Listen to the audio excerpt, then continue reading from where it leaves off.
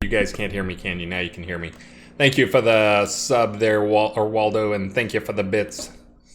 And thank you for the raid, MBNN News. I'm trying to get these things. I was doing them at 1 o'clock so I don't conflict with your stream. I actually meant to do it at 2 o'clock today. Sent out an email this morning and realized I put 1 p.m. in the subject line of the email, and I put 2 p.m. in the thing, so now I got to do like 1 to 3 p.m., but it's okay. Plenty to talk about. Man, you guys are being generous. Thank you very much, Coeur d'Alene. Starting me off right. So you're going to have to give me a minute here. I'm still catching up on some things and readjusting some things after having my setup all wrong. I will likely I need to contact him, but I will need to likely have Star on here later. He's going to come on and show off his stash, which I will pimp. His stash is Movember. We've been, as a team, we'd always done the Movember stuff for years. And eventually my wife started vetoing Movember because I look horrible with a mustache. But that was kind of the point. This year probably would have been the perfect year to do it with the pandemic and all, and not actually leaving the house that much. Just didn't, I'm not on the ball apparently. But it would have been a great year to do it.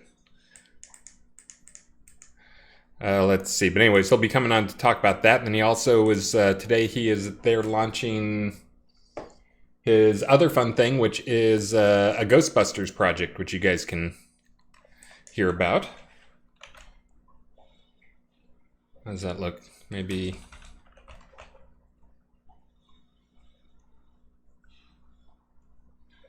That's probably good.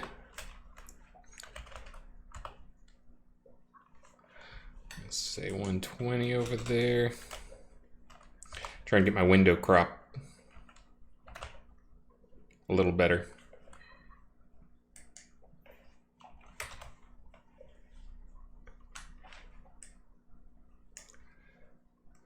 All right, I think I got it. Yeah.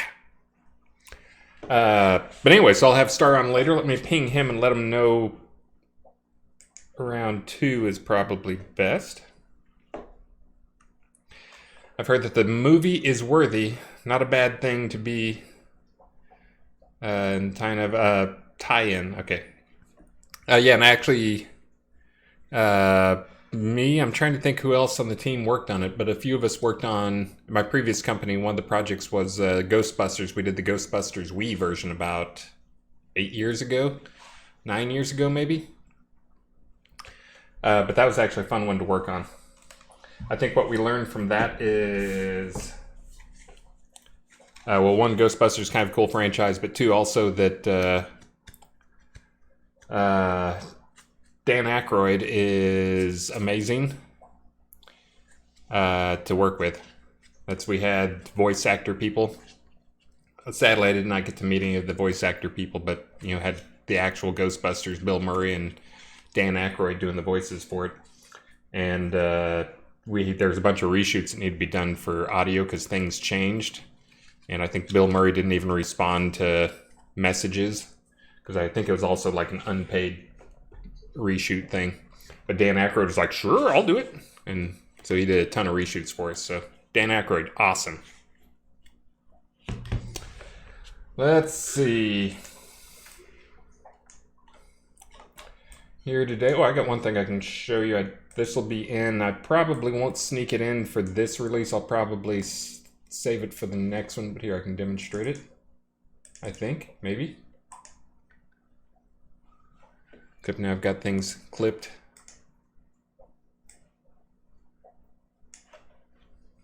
Hold on.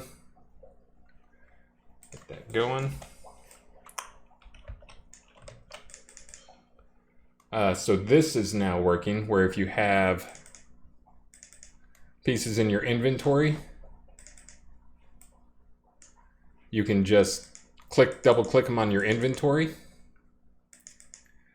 So now instead of it being this, like you have 400 different pieces or whatever of stuff and you have to sit there and, where is it? Where is it? You can actually just use your inventory and sort on. It's like, I know I want to do the stone ones, I do the ancient stone, and then you can just like sit there and okay that one, and then for this type of room it's not that big a deal, but like when you're doing hallways, oh man, what a nightmare that was.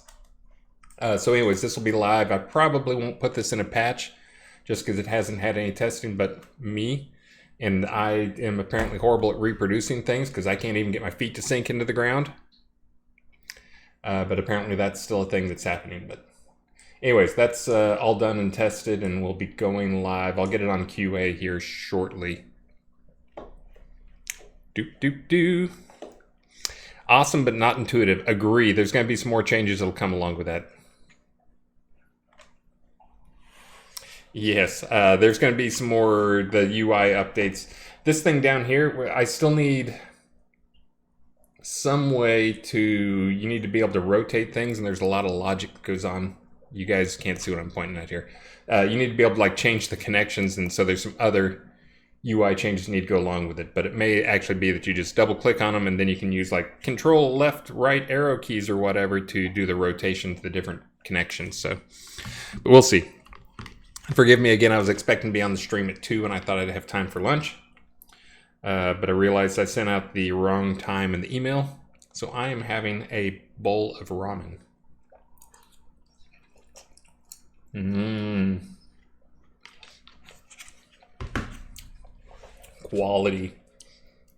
Quality streaming time there.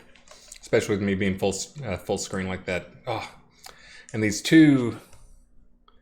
guys here, they're two guys, Pearl and Shina, and then they both have a girl they're after. That's the little girl back there, but they've been quarreling a bit. I may have to give them their own tank here shortly.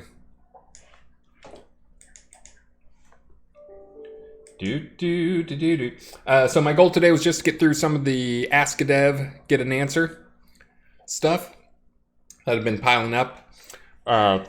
We don't intend to answer 100% of them. Obviously, you guys know you ask a lot of silly stuff, but you do ask a lot of good questions in there.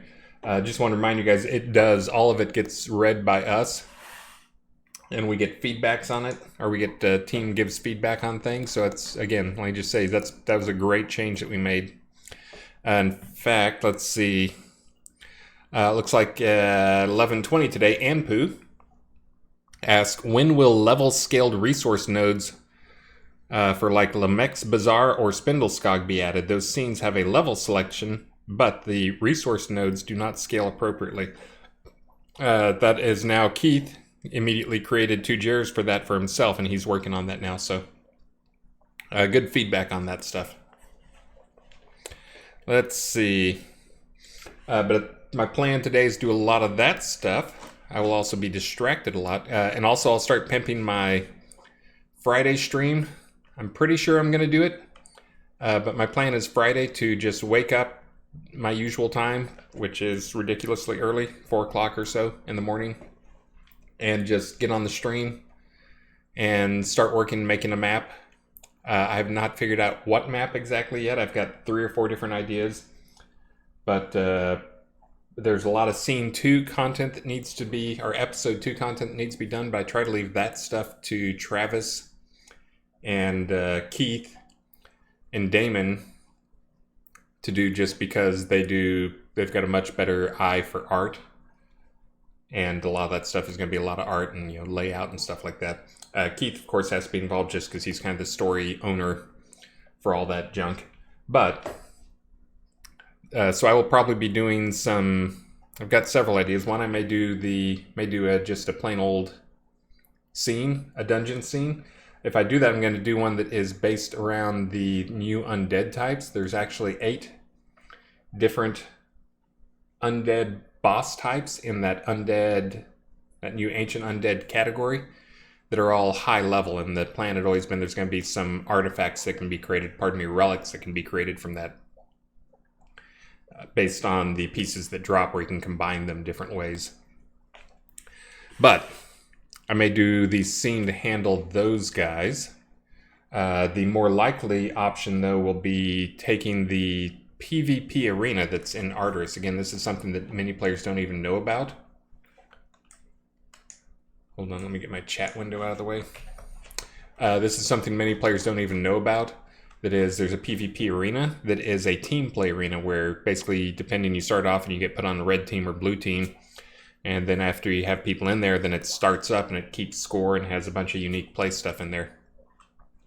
But reusing that, one that's got a few bugs to fix, I can do that, but also reusing that for a more meaningful scene. So basically rebuilding a scene and making it a PvP-focused, team-based PvP-focused scene. Again, not sure which one I'm going to be going for.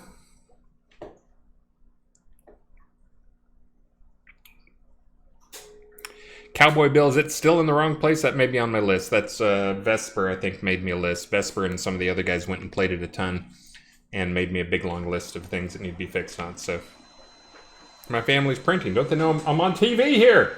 I'm on TV!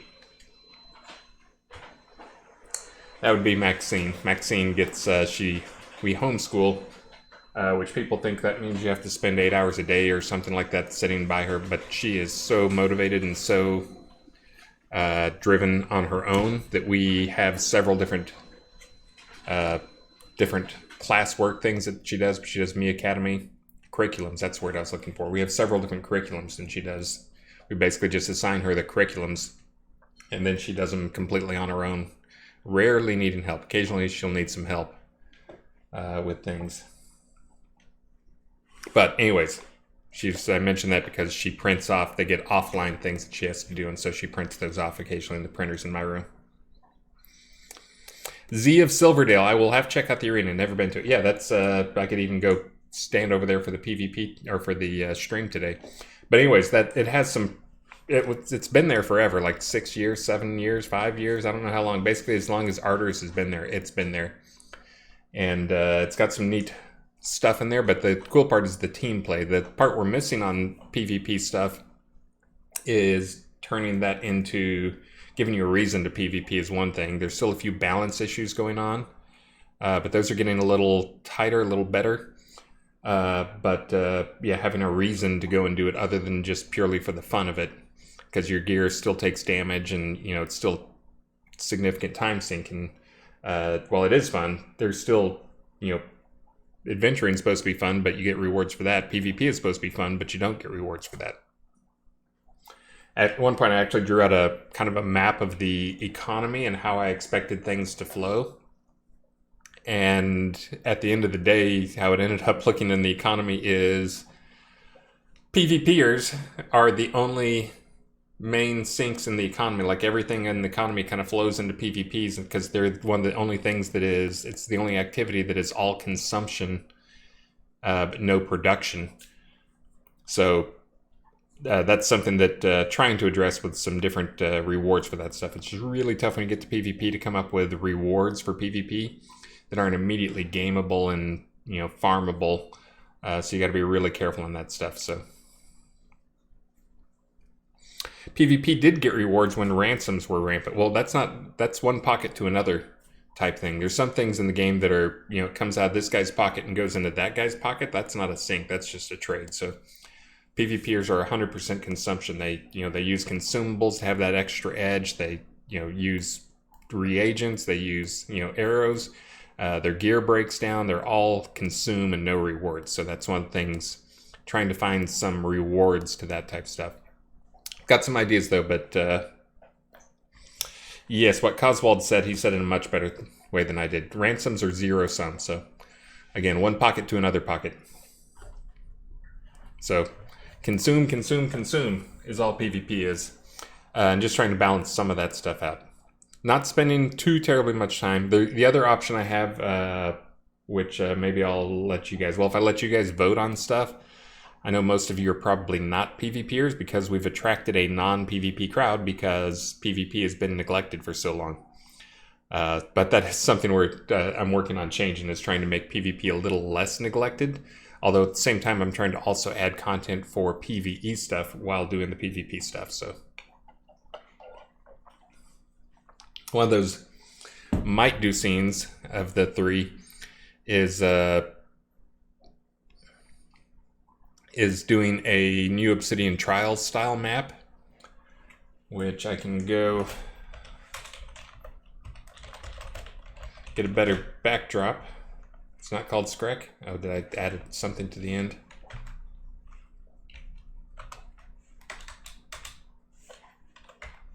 There we go. But doing a PvP style map, but this is one I've actually thought of for a few years and threatened to make for a few years, and I might go do this one because it could be both a PvP and a PvE content map, which is, this is not where I was expecting to be in Screk.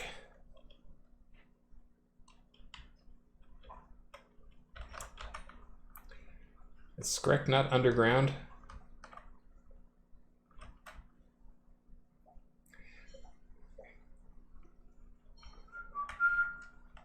You-do-do-do.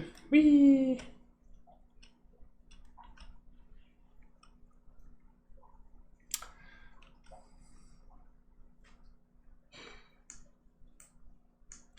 Out of the way, shock monkeys. Caverns of Screk, that's what I was remembering. But a PvP scene that can also be reused for PvP, which is making the Obsidian Trials map, making a new style of that. Which is like Obsidian Trials, only this one, instead of it being a vast map that with the outside border where it closes in on you, that's cool, but it's got some issues. One, that map feels empty unless you have about 20 people in it. And even then, like a lot of times, 10 of them will be stealthed and hard to track down. And it's a big map, which you kind of need to have handle a high load of players. But instead of having a map like that, reusing a lot of the architecture from in here, the pieces from in here, to make a kobold factory. And again, some of this stuff you can see it's very mechanical. Whoops. A kobold factory that has a lot of hanging ramps and mechanical looking type stuff, metal looking type stuff, stairs, hazards, and also having things like the pipes, so that there's areas where you can go around on pipes and walk around on pipes, bridges, but basically making it a very vertical scene where the outside part is low, and it starts off with lava at the bottom of it, and basically as the scene ages, rather than it being gas comes in from the side, which as we already discussed with a number of people, that's problematic for a lot of reasons. Well, one, because the speed at which it reduces is pretty constant, which means the area is shrinking really fast, and so it comes to a head really quick. Once it gets there, it's like not a problem, and it squeezes you in. But it can sneak up on you so many times. You're there fighting, and I got killed by gas because I didn't look behind me. So lots and lots of problems with it. But doing the lava where it rises up. So imagine a factory where there's basically a big platform in the middle that builds up, kind of like a big pyramid type thing. But there's also some, side platforms that have bridges connecting them and steps and stuff like that. And then the lava starts at the bottom, and then slowly, just like the fog, moves up, it rises up until it gets to the top of the platform. The floor is lava, Elwin correctly points out. Yes, the floor is lava would be the game to play. That's good.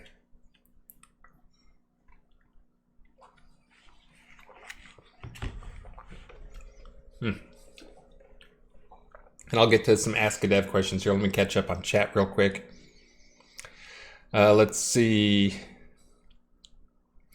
I think Arteris is new in R20. So was I. I remember stumbling in the arena. Yeah. Da-na-na-na-da-da-na-na-na-na-na-na.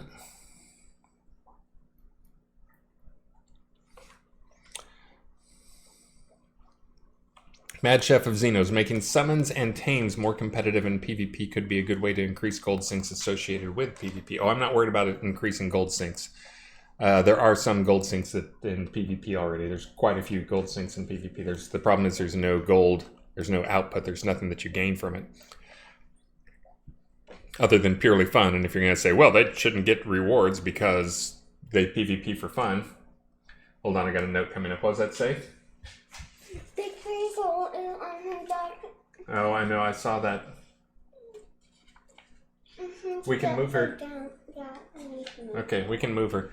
One of our favorite fish is having problems. They've had problems for how long has she been floating at the top? She's had a bladder, not a bladder, a swim bladder problem for a year or so. Yeah, I saw yesterday she didn't come out for food, and I was worried about her. I didn't know if that was a one-time thing, though. I can move her to the other tank, and we can treat her. We've got a hospital tank. I think we need to do it now. Okay, guys, I'm going to take a quick break. I'll be right back. I'm going to go move a fish that is having some health problems. Give me like, that'll be less than 5 minutes, okay? Sorry about that.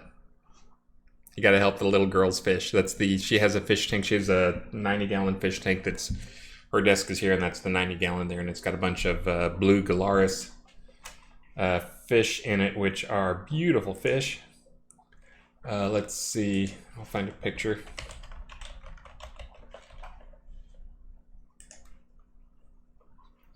So technically they look like that. They're just a really pretty fish. Except this is actually one of the girl fish, and the girls, as with most things in nature, have no color to them. But give me just a couple minutes. I will be right back. Family first, yes. 2-hour stream. I can sneak in a little time for family stuff. Hold on, let me mute my mic.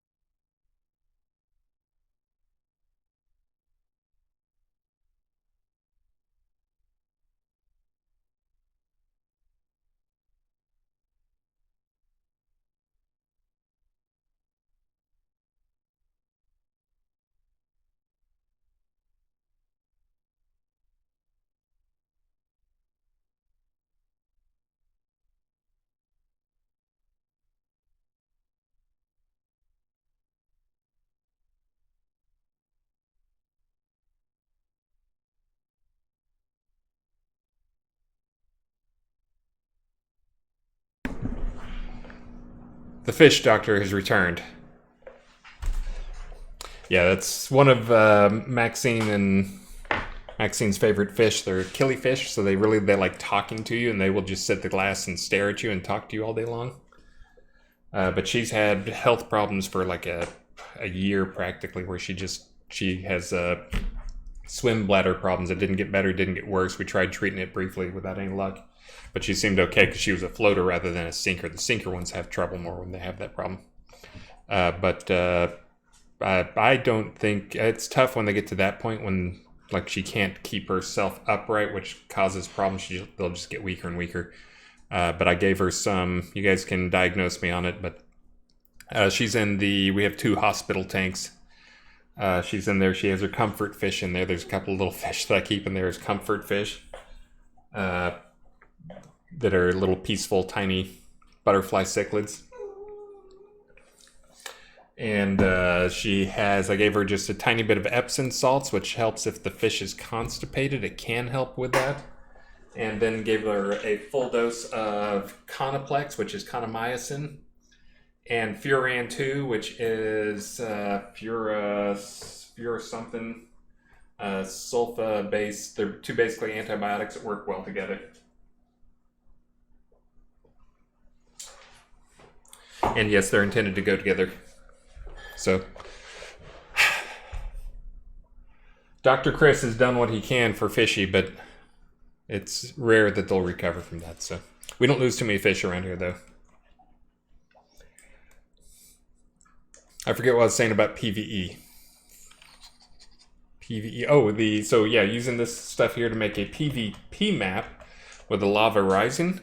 But then the same map can be we can put spawns in it, reuse it, and then the same thing can be used with PvP to have our PvE to have creatures in there. We can spawn it and then make it a challenge map. Like we already have some challenge maps. We've got some of those mechanics already in place, where basically the challenge is to get to the top to get out, and you're on a time limit because if you don't get up fast enough, you burn to death.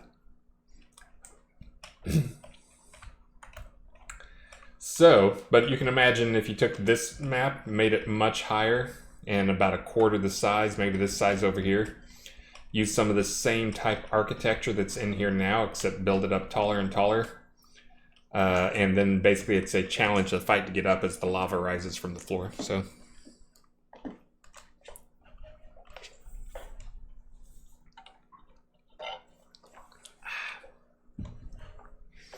but who knows? I may just go tomorrow and just make a PvE map. We'll see how I'm feeling that morning. It's a little challenging doing some of this geometry. This map was done by Travis List, and it's one of those things that it's very time consuming putting all this stuff together so it looks cool.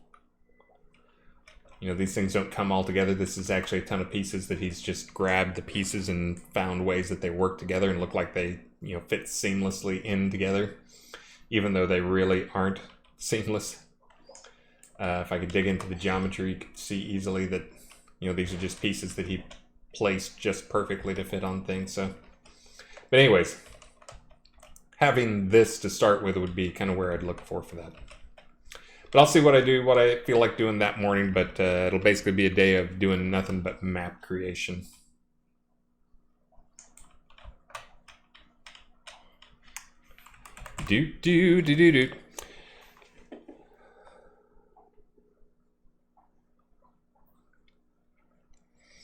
High tier PvP scene. That could be something also to do in terms of PvP content that's, PvE, people get some benefit out of it too. Again, when you have a PvE scene that happens to be flagged PvP, that's kind of content for both of them. And it creates content for PvPers in an interesting way, because then it's kind of the sheep are drawn to the PvE rewards and the PvE content, but then the PvPers enjoy it for both the PvE content and the PvP content. So they get the double benefits. So definitely leans toward PvPers because they can enjoy it both ways. But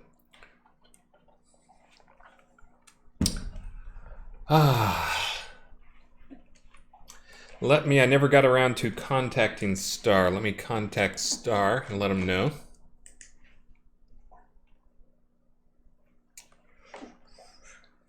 Hold on, I've got to figure out how to invite him to the call.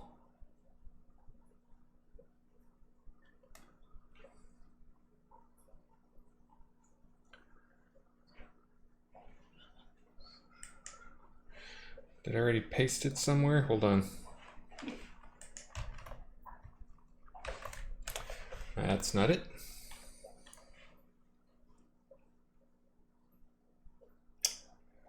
Nope, that's not it.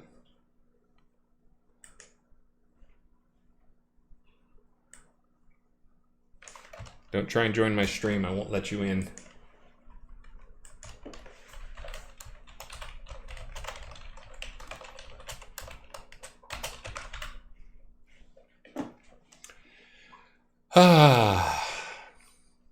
Everybody have a good Turkey Day, at least in America.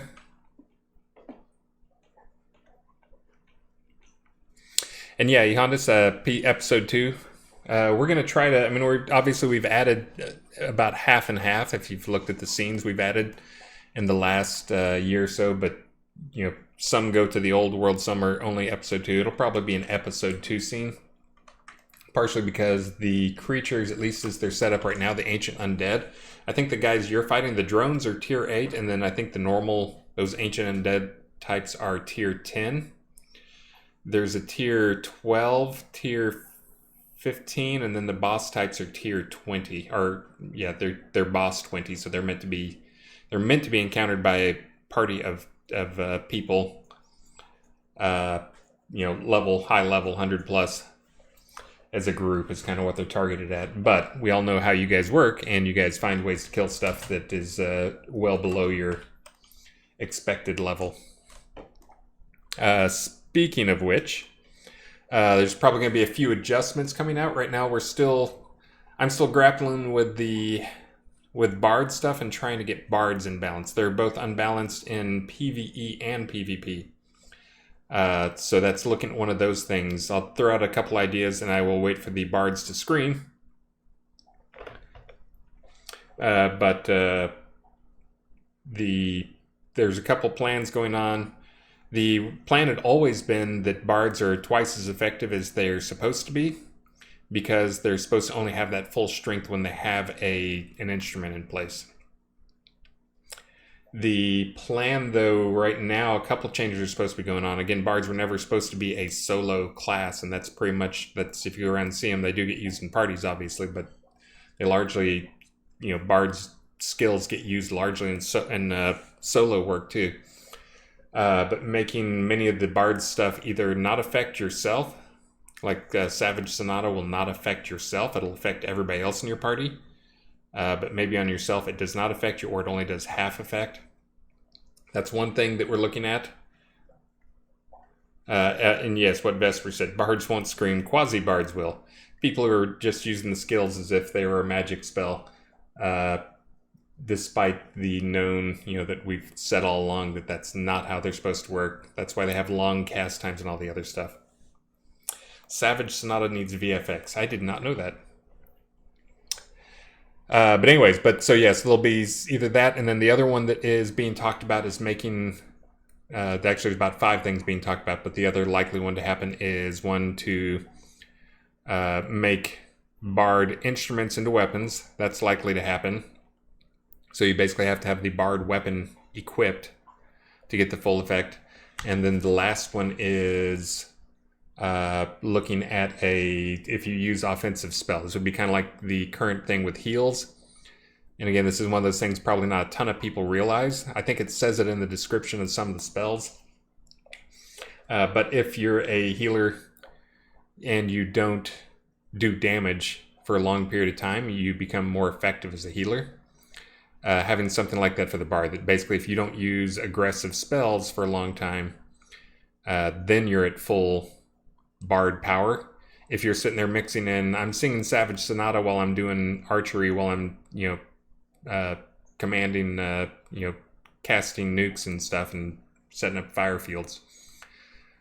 ring of fires, then you won't get your full effectiveness. But those are the things being looked at. There's also, I will say, there's a couple places right now. The 2 places I can tell you that will probably get some balance work done. It won't be a nerf. It'll be a reverse nerf. It'll be a nerf. It'll be a nerf in that I'm not planning on reducing the experience or the spawn times for things. But for instance, Lamech's Bazaar, balancing that through creature difficulty and largely through creature skills that they're going to have. So I think people know that's one place that's incredibly unbalanced, is the Lamech's. The other one that is incredibly unbalanced is the Troll Room for Player Dungeons. So that one will probably get some of that same type love. I'm not going to reduce the spawn rates, not going to reduce the rewards, but creature difficulty will increase to try and balance those things out.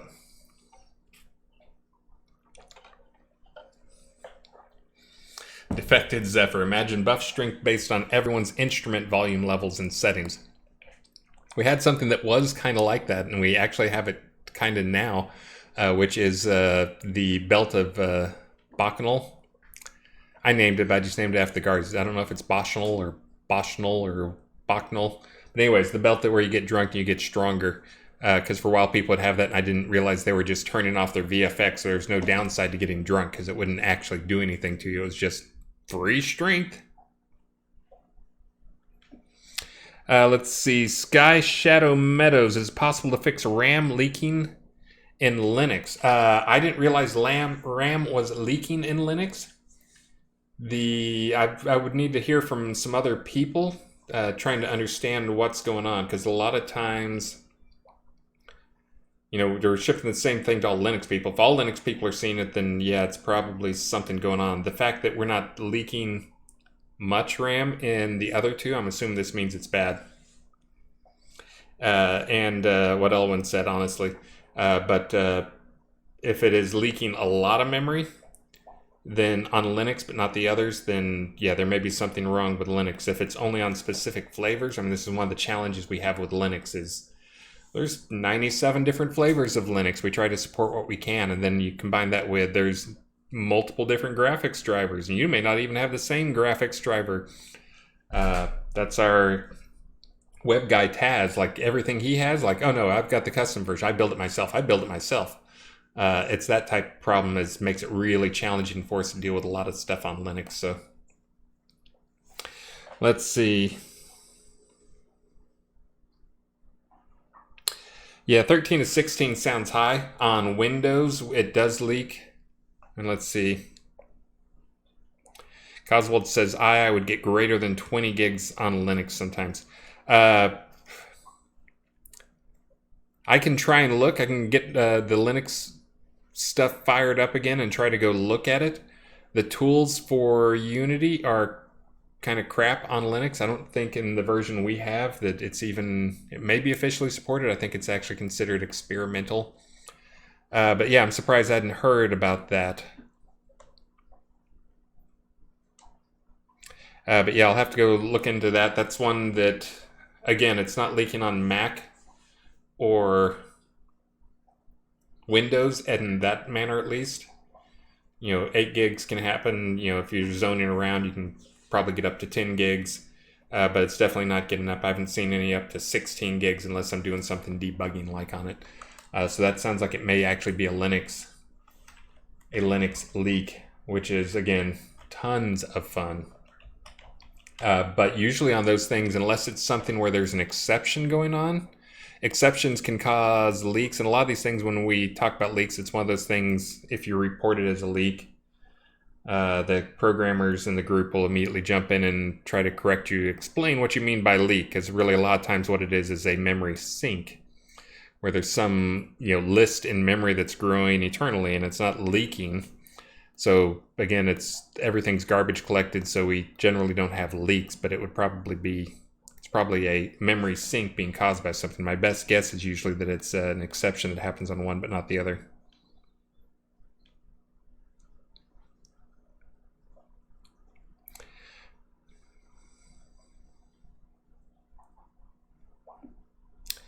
Yeah, the one on Windows will be we actually pay attention to what your machine specs are when you're playing the game.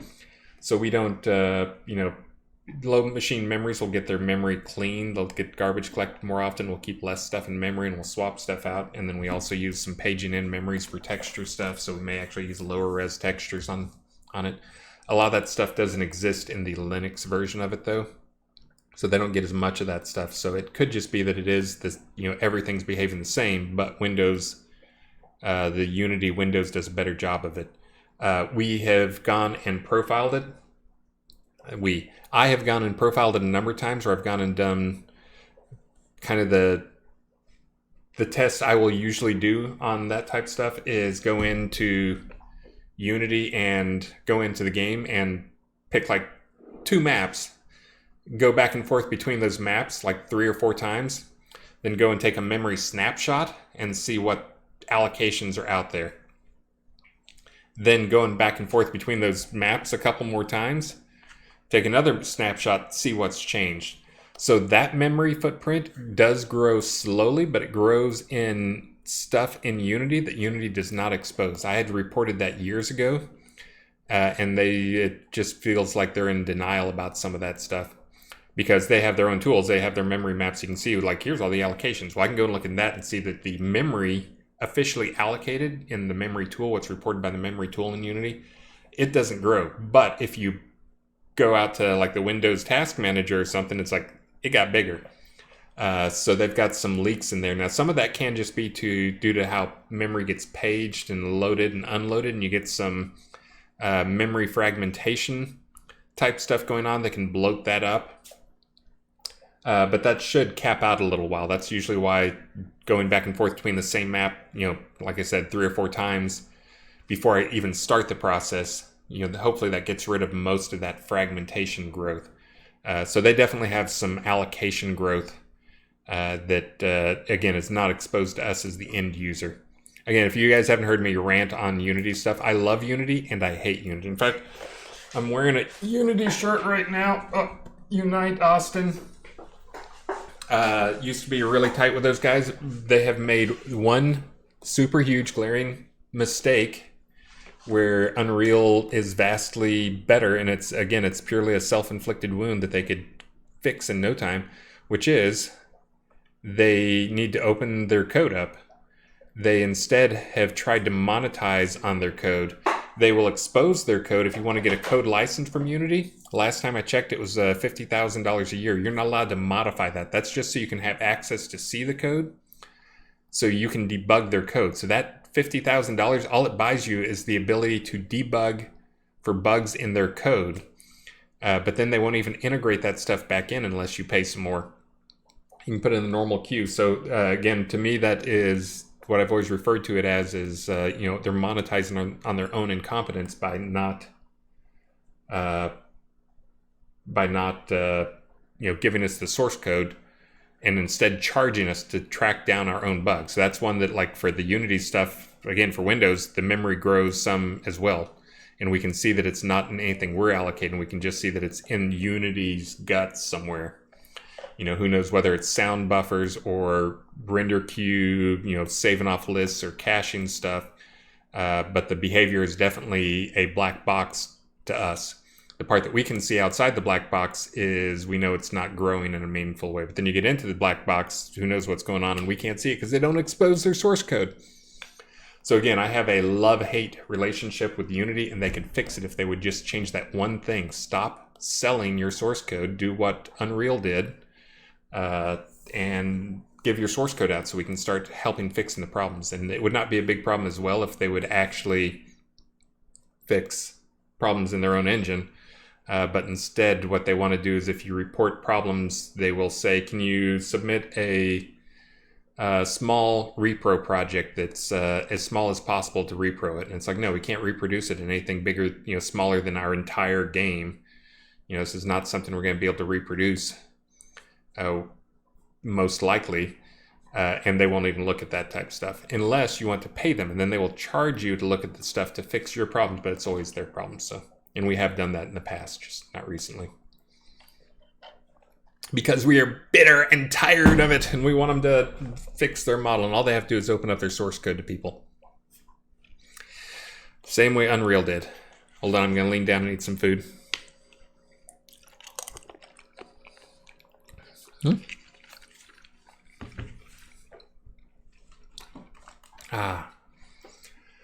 All right.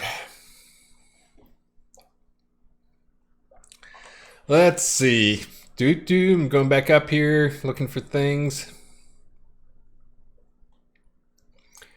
Dun dun dun dun dun dun.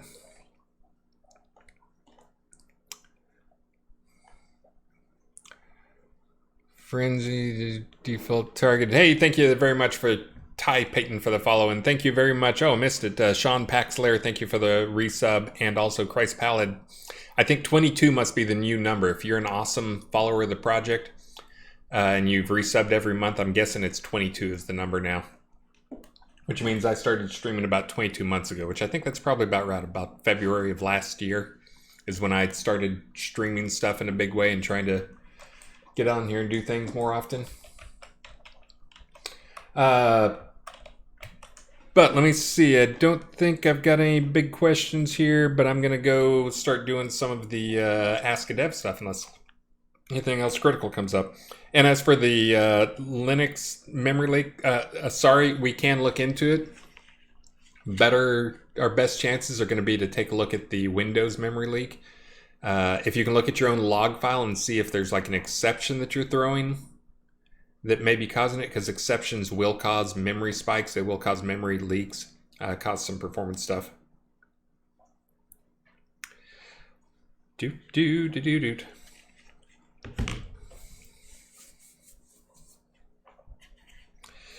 Mad Chef Zeno, I need to snipe a Unity dev and bring them into catnip. Oh no, there's actually a Unity office here in town, and actually I've got a cousin who works at Unity here in town. But yeah, I mean, there are so many, I don't even know how many hundreds of engineers they have working on Unity, but they've got a ton of people working on it. It feels insane how many numbers, when you hear the numbers of people they have working on things, but then they still can't manage to get some things right.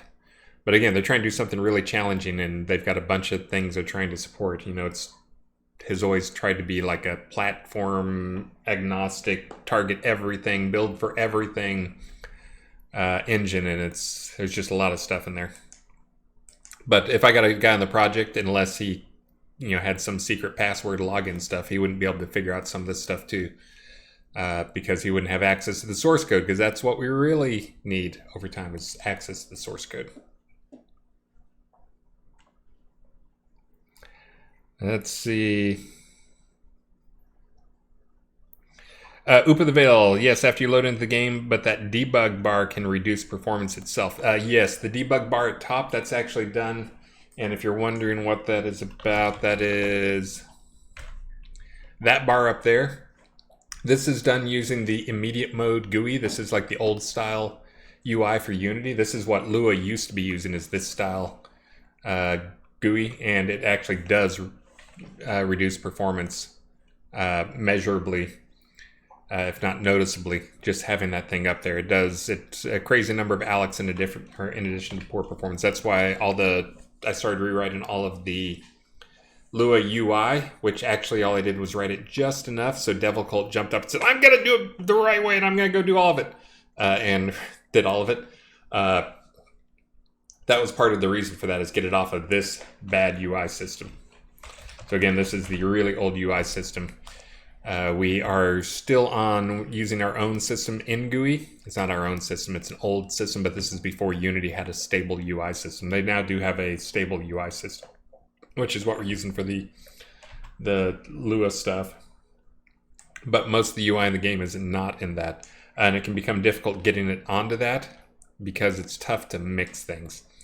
I can tell you right now that one thing that's coming out this next release, mentioning Devil Cult, is he is close to having the health bars draggable.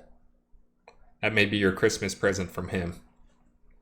One of many Christmas presents from him, I'm sure, but that'll probably be a big one. But making the health bars so you can actually drag them and move them around. So he's still working through a few problems, but hopefully we'll have that on QA probably as soon as next week. And then the next one, there's a bunch of stuff he needs to work on, but I'm kind of letting him pick, and that's one that actually when I hired him, that was the first thing I said, do this. And he said, no problem, that's going to be easy. And then I think he was curled up in a fetal position in some corner somewhere after looking at it for a few days. And I told him to go work on other stuff and work his way up to it. So I think he's finally worked his way up to that. So progress. I'm going to eat this noodle.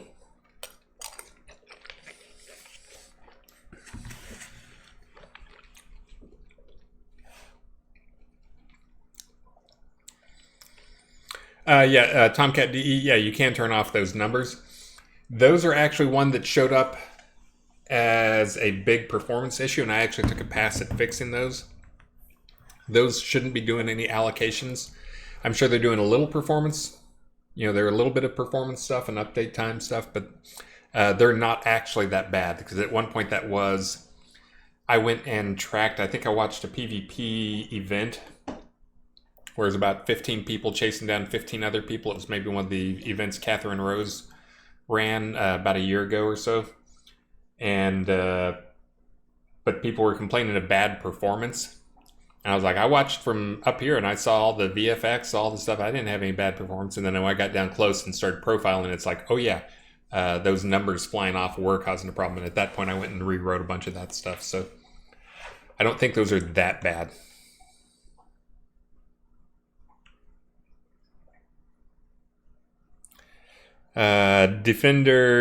Defected Zephyr. DC made sacrifices to work on that API. DC is the real MVP. Everybody on the team's a real MVP. He's awesome. But yeah. He's doing some good stuff, especially for someone he hadn't done real games before. So this is kind of the throw you in the deep end in terms of where project difficulty rates. I mean, that's working on a MMO like this, especially one that's already live and has years of code on it.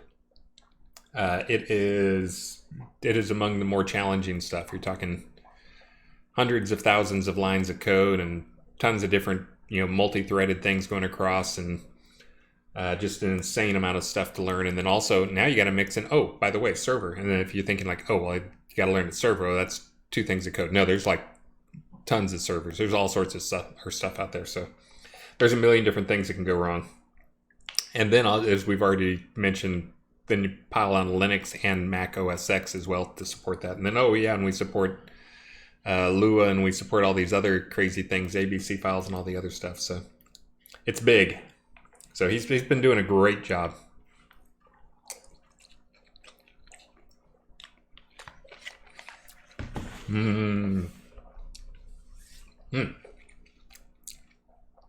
I see Snugsy one out there. So there's going to be that, which reminds me, there's going to be T15 gators and T15 spiders.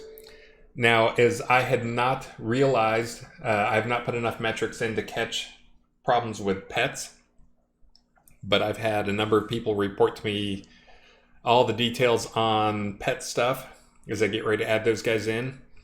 Because alligators are extremely high DPS. And the belief is they're high DPS because they are low, not because they hit for a ton, but because they hit fast and for as much as other stuff. So the tier 12 gators currently outdamage tier 15 everything else. So that's something I'm going to have to look at. It will probably be slowing down their attacks or reducing their attack damage to get them above. I'm still going to try to leave them as the top DPS thing, but I've got to get them down. A T15 should not be outdamaged by a big chunk by a bunch of T12 stuff. So there's a number of things looking at for that. Just also, again, balance for tame stuff is important. And going to continue looking at ways to improve balance for that, because as soon as we have stuff that is as powerful as some of that stuff is, just the downside of having them, there's not really a downside. It's, you should always have whatever you're doing plus your alligator out, or always plus your red eye snarler out. So try and get some balance in that. And again, there's some things looking at them, but that's one of the ones that was discussed this morning that I kind of like is having the, if you just keep your animal out, it will, over time, you basically get a debuff. Then your pet becomes less and less effective over time unless you actually, food is mandatory. That you actually have to feed your pet or can use the some type of food to recharge your pet and remove the debuff. So, but anyways.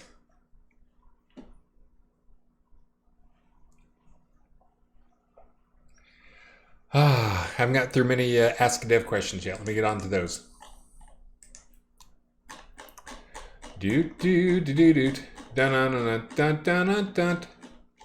Thanksgiving for me was awesome. I did the full spread. We did turkey and fish. My wife's a pescatarian. We did dressing, because I didn't actually cook the turkey. I actually just bought like a slab of turkey. It's just me and my 7-year-old, so it's not like we're going to consume a whole turkey. It would have just gone to waste. I just bought like a 2-pound slab of turkey, and we didn't even eat all that still. I have some left. I'm not sure if I can stomach any more turkey at this point. I think I need to start recharging my desire for turkey to get ready for Christmas. But dressing, cornbread, home cooked bread, whole wheat rolls, some pumpernickel bread, my favorite, gravy, vegetarian gravy, super easy to make, by the way. Let's see what else. Sweet potato casserole with marshmallows. Here's one. I didn't have pecans. I know you guys want to hear this stuff. I didn't have pecans, so I had to use, I had some praline pecans. I had some praline coated pecans. They're like kind of the shape of pecans, but instead of, they're coated in kind of the praline sweet stuff. So I chopped up those. Oh, that was so good. So unhealthy, but so good. Mashed potatoes, deviled eggs. It was a good Thanksgiving.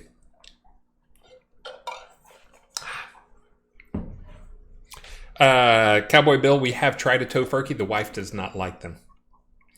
I tried to find one again this year just because I like putting it out there to make her eat it.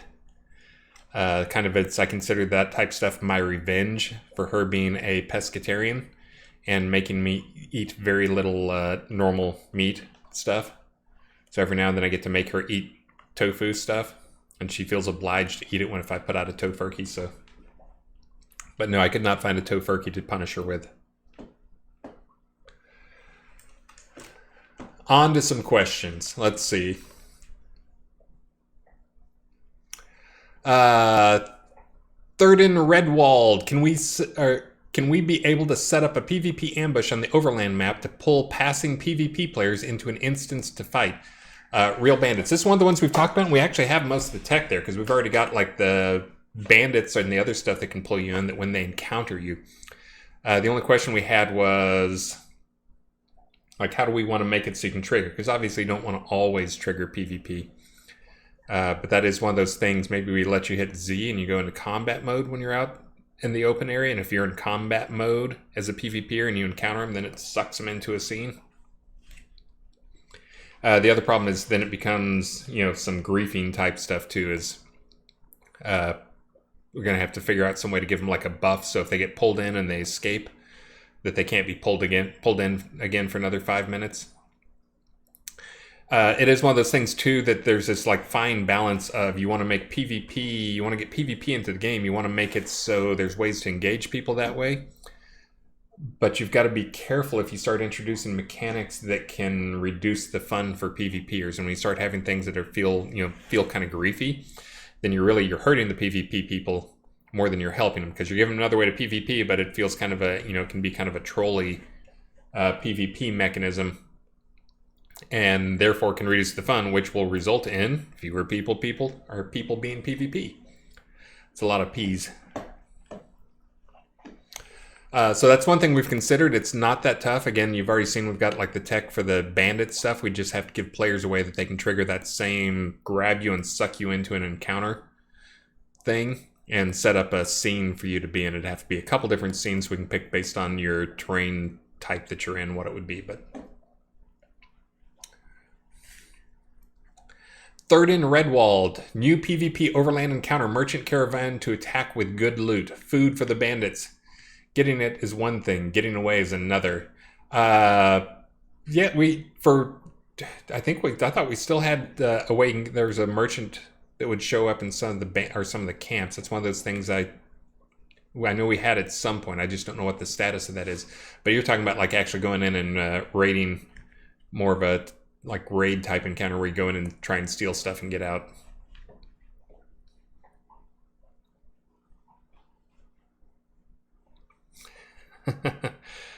We don't love PvP. For those who don't know, I mean, the project has had PvP in it forever, but it's never had any PvP love.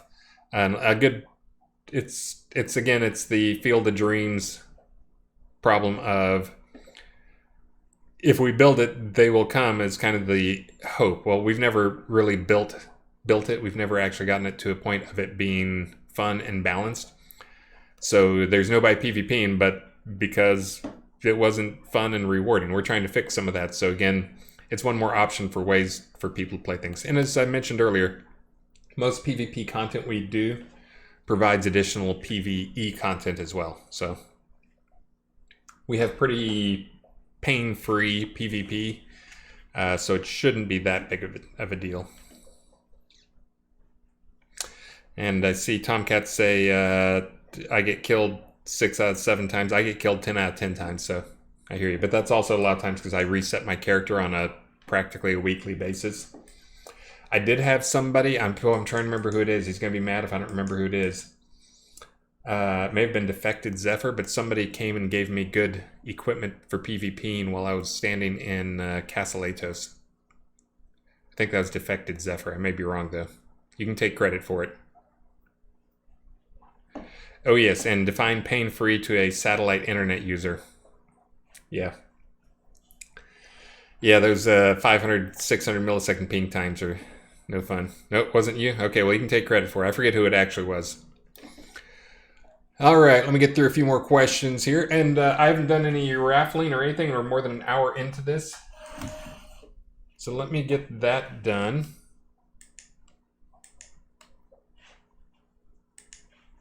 Let me get a raffle thing going here. Tell you what, I'll give away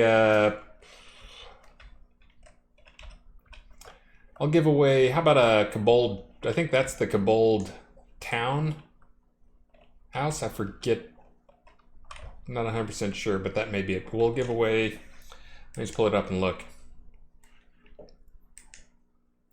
My trick worked, by the way. I've always told the team that sometimes I give away stuff, like I'll give away a big city deed as a prize, with the hopes of, making no trade, and then it's like, okay, well, now they're going to buy a city house or whatever. Well, I gave away a city house to somebody in a stream not too long ago, and they upgraded to a city deed, and they, of course, shook their fist at me for making them upgrade. I forget which one it was, but they did it during the sale, so... oh yeah, and I should mention all sorts of great things coming. This release, for those who don't know, is going to be a short release as well. It is technically a 4-week release. We're doing the release more than a week early for Christmas, so we don't overlap with anybody's Christmas plans. But so it's still just 4-week release, but we're getting some good stuff in there. We should have big cats. They will be in there as things you can fight and things you can tame. Damon has promised big cats as mounts in January. And I forget what he was going to have on there, but I think he's going to have big cats as mounts, wolves as mounts, and possibly bears as mounts. Oh yeah, let me get the raffle thing going. Hold on. I will not get distracted. I will not get distracted. There we go. My usual giveaway for something cool. But yeah, so we're going to have both big cats in game. And also, we will have some mounts for the big cats next release. But we will have the big cats. I should be able to get them all done for tier, low tier to high tier, up to tier 15. We do not yet have a Sabertooth. He couldn't commit to that one, but we're probably going to get a Sabertooth as well for January, so we can have a Sabertooth. So now I'm left with the dilemma. So your top tier big cat may be a tier 12 cat for this next release coming up. So we can save tier 15 for Sabertooths, but we may just do tier 15 cats, and Sabertooth can just be a more of a visual option than anything. Anybody know who wins in a fight? The heaviest, I know the heaviest feline is the Bengal tiger. I'm sure my 7-year-old can come in and tell me the whole rundown. That they actually weigh more than lions. But anybody know who wins in a fight versus lions versus tigers? Large debuff to water? Yes, if it's raining, your big cat does not refuses to be summoned if it's raining outside. The big cats are going to have, they should have at least 3 attacks that I know of. They'll have their normal attack, which will just be like a claw swipe, but they're going to have a special claw swipe that's going to come with a nasty rend-like effect. That'll probably have a healing debuff on it as well. And yeah, jaguars and tigers, those guys can swim underwater. Then they're going to have a bite that'll probably have an armor-piercing element to it. And then they should have a lunge that'll be like a jump, like a close the gap, 6 to 10 meters, that will basically lunge at you and do an attack as well with a knockdown. Let's see. If there's a fight, tiger will win every time. Really? Lions hunting prides. Yeah, so...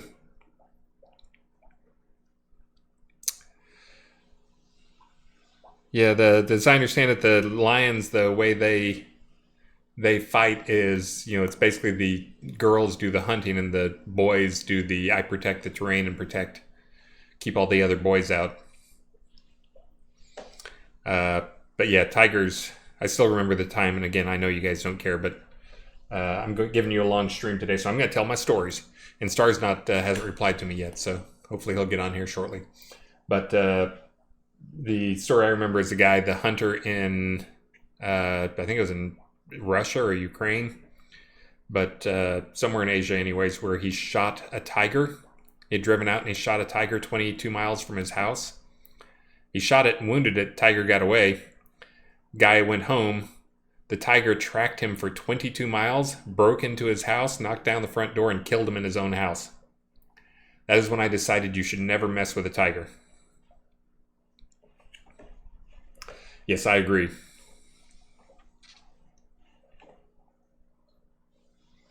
Oh, and that's right. I owe John Marcus a song. Maybe I should look up, since we're talking about tigers, maybe I should look up Roar. I know I totally butchered that one. You will say shoot me after I sing Roar. And you're gonna hear me roar. Yeah, Siberian tigers, that's the largest one. Not Bengals. What was I thinking?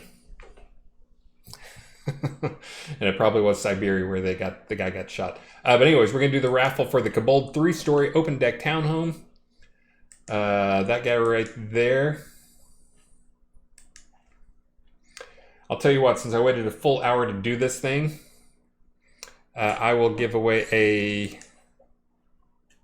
What else will I give away here? I'll give away one Kobold... Where's the Kobold? Oh yeah, I remember the other thing I was going to tell you about. I'll give away a Kobold Tower. These things are horrible. But these things are horrible now. But this will be one that could actually be cool. Come hopefully in January, when I have the free placement of houses working. If you were on the last stream, you saw me actually demoing that. I think I can get the tech done. I've pretty much got through the major tech hurdles. There's still a little bit of tech to be worked out, but it's also tech that if it didn't happen, you guys could probably live with the consequences. It's just some stuff like your pets would not cross the threshold into the house. They'd have to either be in the house or outside the house, but they teleport across the threshold. They may do that already anyways. But a house like this, if you have free placement, it suddenly becomes pretty cool because you can fit that. It doesn't take up a ton of space. The other thing I was going to mention is, hey, new follower, And I got a couple of new followers there. I got Type 8, and I think, but not Megadoc73. Whenever I see a Megadox, whenever I see a number like that looks like it's probably a year, I always wonder if that is the year they graduated high school or the year they were born. That's probably a high school, or a year they were born. Just a guess. You don't have to answer that, Megadox. You don't need to reveal your age. Oh, the other house thing was we using the style that is in Atos's Castle, that art set. A bunch of work was done to clean up that art set, and List is turning those into some player houses, and then Damon is taking a pass on them. So we should get at least one new player house, more likely 2 or 3 new player houses for the first time in a while. We've talked about some ways to speed up that production, just as we've sped up production of getting creatures into the game. So, but yeah, having the small house like that little tower, that's suddenly going to be desirable. Did I buy it? I don't think I bought one. All right, let me do 2 drawings. First one's going to get the Kobold Tower. Whoops. First one's going to get the Kobold Tower. The second one's going to get the village. First we'll get the village, second we'll get the town. So, you guys ready? I'm going to do a drawing. As Modi Mool. So the plan is with that set, again, a bunch of time was spent on that set and getting it cleaned up. I think the base set was something that we bought from, not to slap Unity in the face, but I think that is actually a set we bought from the Unreal store. And we can convert some of those things over. It might have been a Unity one, but it seems many of our good art sets have come from the Unreal store. Stuff done for Unreal, and then we bring it over to Unity. Personally, I don't see why if you put something on the Unreal store, you don't also put it on the Unity store. It seems like a no-brainer.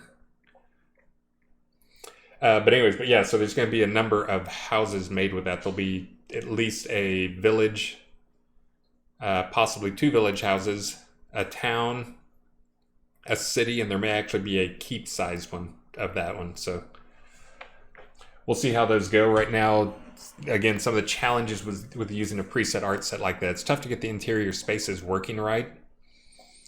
So we'll see how they turn out. Right now, I think he's got a 2-story village, but I think the first feedback on that was going back and cleaning out, taking out the steps or the stairs and putting in a ladder instead, just to save floor space and make it more appealing.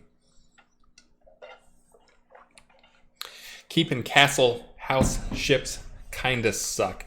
Well, we only have like 2.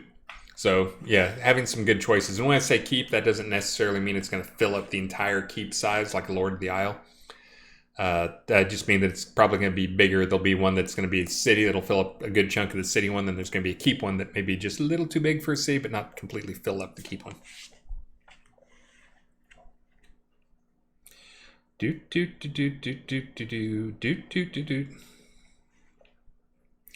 Lord of the Isle home is awesome. It is awesome. We planned on doing another version, having the Lord of the Isle home with some modifications coming out as a like a Knight of the Isle package at some point, just because we hate dead content. It'll like probably pull out some of the cool stuff, like it may pull out the greenhouse or something. But having that come out as a package, there's still some things that have not been delivered from the Knight of the Lord of the Isle package, so we don't want to do any Knight of the Isle stuff or reuse that house at all until at least everything has been delivered from that. I know the things we're waiting on is this fishing thing. I think Ravlock's still working on it. I think that may be turned over to Keith or Travis for them to finish up. And then also I think Richard needs to deliver the rings.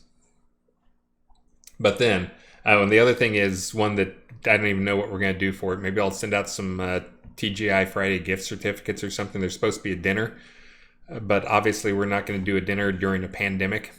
So that part's kind of been shot down, at least for a while. All right, let's do the drawings. You guys ready?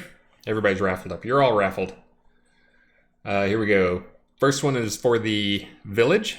Bam. Eric rules. Apparently Eric does rule. I forget who you are in game, Eric rules. but if you want to tell me, I will get you that that village one. Who are you in game, Eric? Before I click pick winner again.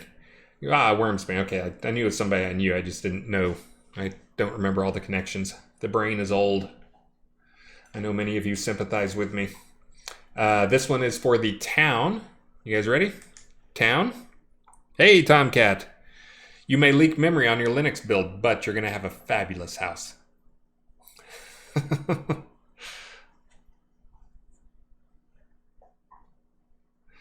Graham, aka Lord of the Obsidian Trial. Who are you, Tomcat? Hooray! Are you Tomcat of some sort? I'm going to eat a bite.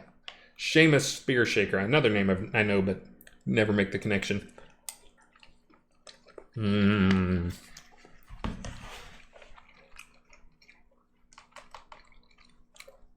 By the way, if Star does not join me today, I'll make him join me on Friday for my all-day stream. Let me get those two recorded for you real quick before I lose track of them. And it looks like Seamus Spear Shaker was on my last list of getting a dungeon prison set. Let's see, this time you get a town kobold house. Hopefully you only have a village lot and you're going to upgrade right now while there's a sale going on. And then Graham Wormsbane gets a village. Kobold. And again, if you already have those things or you don't have a place for them, remember, again, I'm shooting for January for the free placement of stuff. It would have been a stretch for this release. The tech, I'm pretty confident I would have done. But after looking at what has to be done for each house that's going to be converted into a movable house, into a free placement house, I have to then go create a second copy of that. I have to create a second copy of the actual prefab for the house. I have to create the copy of the piece of data that actually represents the house deed. And then I have to go and create a recipe for how to convert between one to the other if you want to. I don't know why people would convert back, but we do have to maintain the old ones because if not, it'll screw up the existing ones. The reason we may want to leave it so you can or make it so you can convert back is also we may make it so if you're in a player-owned town or in a an NPC town, a name town, that they can't be used. That you can't use the free placement in there to try and keep those towns, again, feeling clean looking. I hate punishing people in those towns too much just because they are, considered the more valuable. But it is one of those things we want to keep those cleaner, and we don't have any, governors to go and clean out the people who do silly things in those towns. So also player run towns. This next release I should have that stuff finished up so that player run towns will largely be considered, they'll follow the rules of player owned towns versus player NPC towns. Meaning that you won't have to have a place anywhere deed to place in a player run town. There will be no governor, but you'll be able to place a pot deed in a player run town. And for those who are like, what's a player run town? That's a horrible name because players don't run them. Players just live in them. They're basically the non-interesting towns. They're clones. There's just a couple of templates. They were player-owned towns. We took the templates for those and scattered around a bunch of player just lots on them that are fixed into those places. So they're the least interesting of the towns because they don't player-owned towns, which are the coolest towns. Because of what all the players do with them, which is something we never really expected. We should give you guys more credit. But the NPC towns are cool because those are story towns, and they're also very unique in their layout and just story based, and that's cool. I mean, who doesn't want to live in Owl's Head or Central Brittany or something like that? But player run towns are kind of the worst of both worlds. They require a place anywhere lot. players haven't made them cool, and they don't have any story stuff. So the change is going to be that we're going to make those guys usable for pot deeds. So, and kind of follow the pot rules. Make Brave Coast a player-run town. That one should... that's kind of a weird one because it's a PvP. It's one of our few PvP towns, but it also has a lot of cool stuff to it. I don't think it follows the normal templates. But yeah, we can look at those. Brave Coast doesn't have any story stuff, so technically it should kind of be a PRT in terms of who can live there, and that would get more people living in there. That's the idea, is to get more people choices, so they don't have to know all about pots and go talk to a governor or something like that, ask somebody to free something up. When I have player run towns where they just, if there's a lot open, you got it, take it.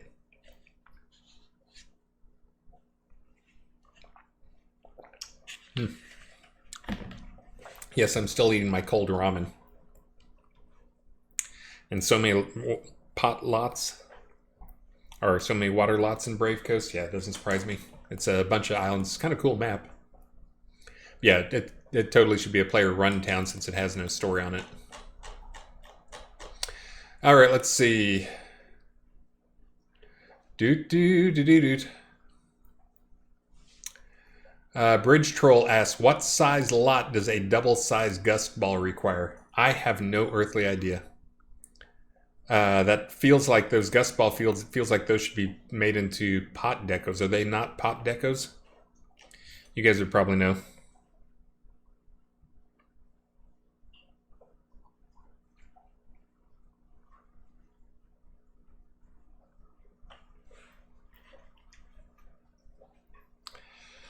I see the Winfield wants to set up a fishing shack in Brave Coast. It's shocking.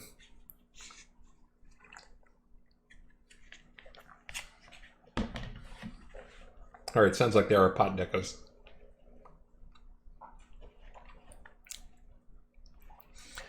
Let's see.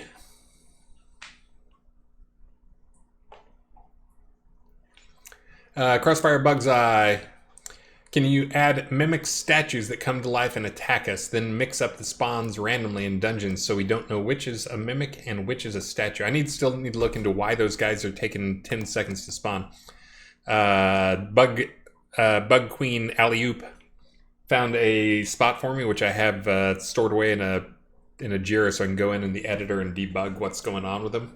But yeah, right now, and I had not seen the behavior that people were talking about, but in many cases, you go and open a mimic chest and it like just sits there and doesn't do anything for a good 10 seconds. So,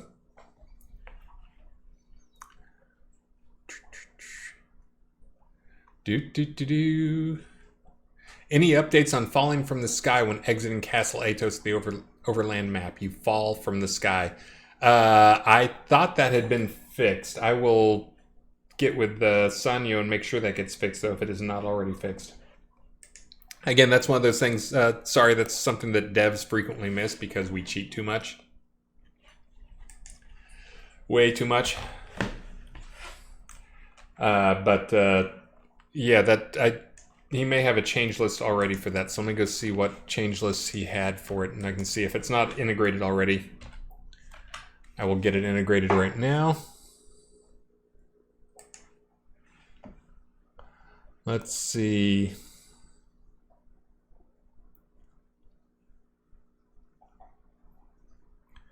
Typos. Mage of Mystery fixes. Manor of Mystery. I do not see a fix for that. I will fix that myself.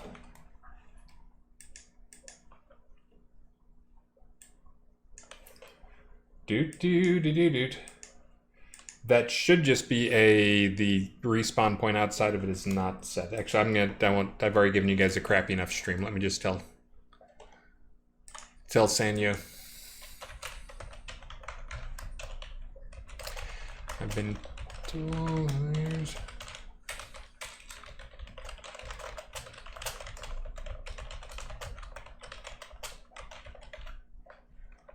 Okay.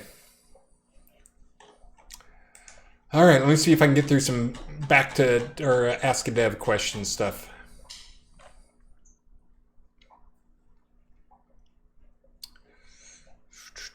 Owsley, can we have a recordable wax cylinder to go record plain sheet music? The way the wax cylinders work is they're basically just a hook to record or to play back a WAV file. And not necessarily WAV files. I think we use OGG Vorbis or something, some other format like that. But there wouldn't be a good way to record that and get it to other people. I mean, we could do something where we record it locally. Having it record, play back an ABC file would be the obvious way to make that work. That definitely would be some new tech. Trying to think what challenges might come up with that. The ABC system is not that bad, but there's just so many different edge cases and gotchas and that stuff. But that might be doable. Trying to think how that stuff works. The wax cylinder stuff, that is. May have to be a new type of wax cylinder, but sure seems like it'd be doable. Just don't know how much demand there is for that. And again, we're trying to figure out, make sure we're working on the stuff that is biggest bang for our buck always. Bug fixes first, but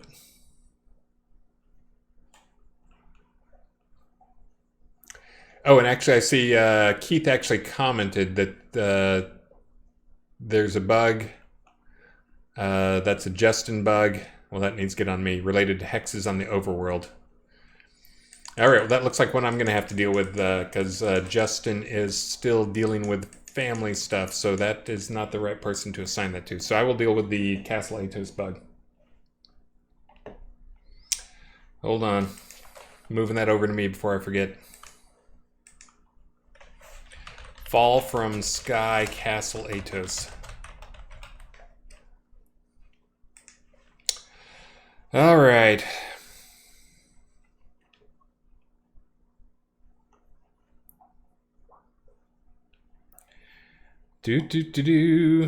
Reading up on this stuff. Convert MIDI to ABC is completely possible in what I do. Yep.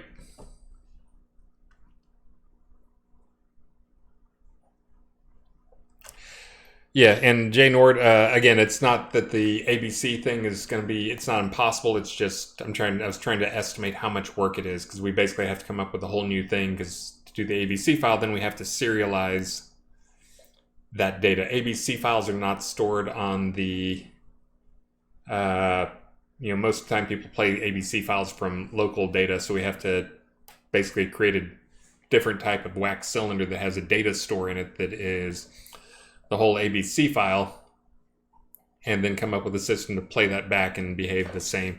It's not a trivial amount of work. It's not impossible. It's just, again, trying to estimate how much work that would be. I'm trying not to get the Lord British disease where everything is trivial, because I don't have to do it. And also, probably I would have to do it. Or difficult.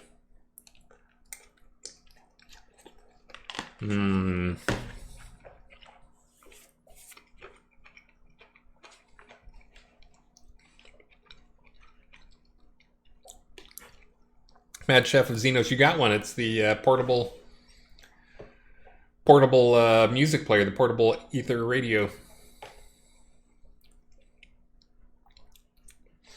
And yes, that is Lord British disease, Coeur d'Alene. That is everything's easy. That sounds easy to me.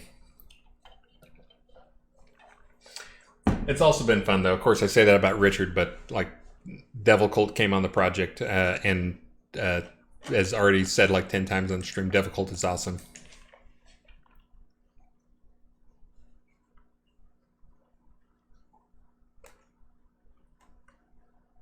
Sorry, reading up on something. But he did get on the project and immediately think, I can go fix things. And, everything is huge and everything is interconnected, no matter how good our software engineering practices are. Nothing is easy on a project this big. It's kind of the short version. Almost nothing.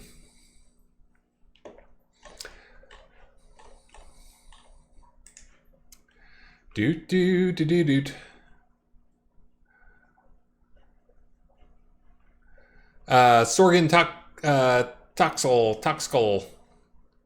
What is your vision for how chaotic clone should work, and when can we expect it to get a pass?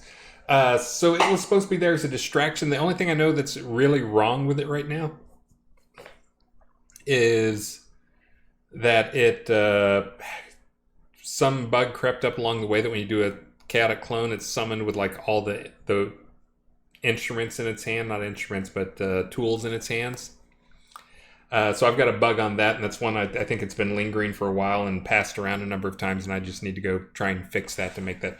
But it was never supposed to be that much more than that. It was supposed to be bait, a bait type thing where you can summon it and use it for PvP reasons to either slow down somebody. You can imagine somebody chasing you, summon that thing, and people stop to attack it.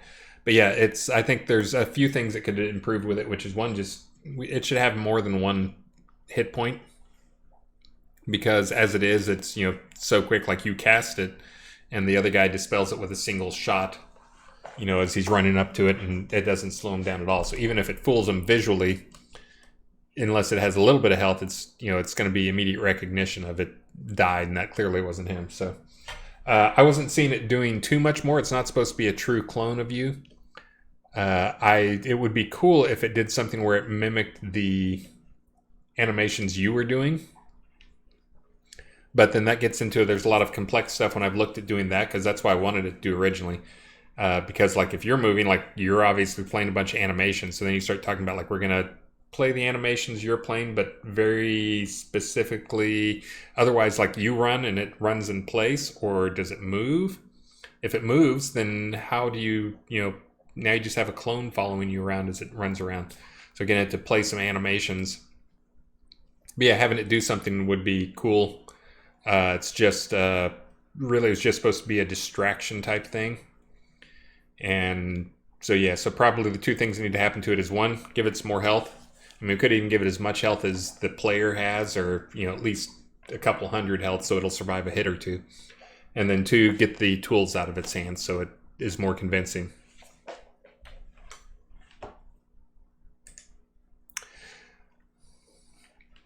I mean, the other thing we could do is give it, have a second version of it that if you do a combo, here's one that would be not too much work knowing all the stuff involved with it. Have a combo where you summon a chaotic clone and you leave it, and when it dies, it does a chaos bomb. What do you think? Would that work? That'd make it a little cooler. Then they just have to know to kill it at a distance or something. That could be a combo, do a chaos clone and chaos bomb combo. Combine those two together and now you get a chaos bomb clone. Hold on, I'm going to finish. I think I can finish it right here. Oh, this is perfect timing. Because Star is here. What? I am. And I was doing the thing Star loves so much. Oh, you guys don't want to see me. Let me unpin myself. What do you do so much of? Here's the...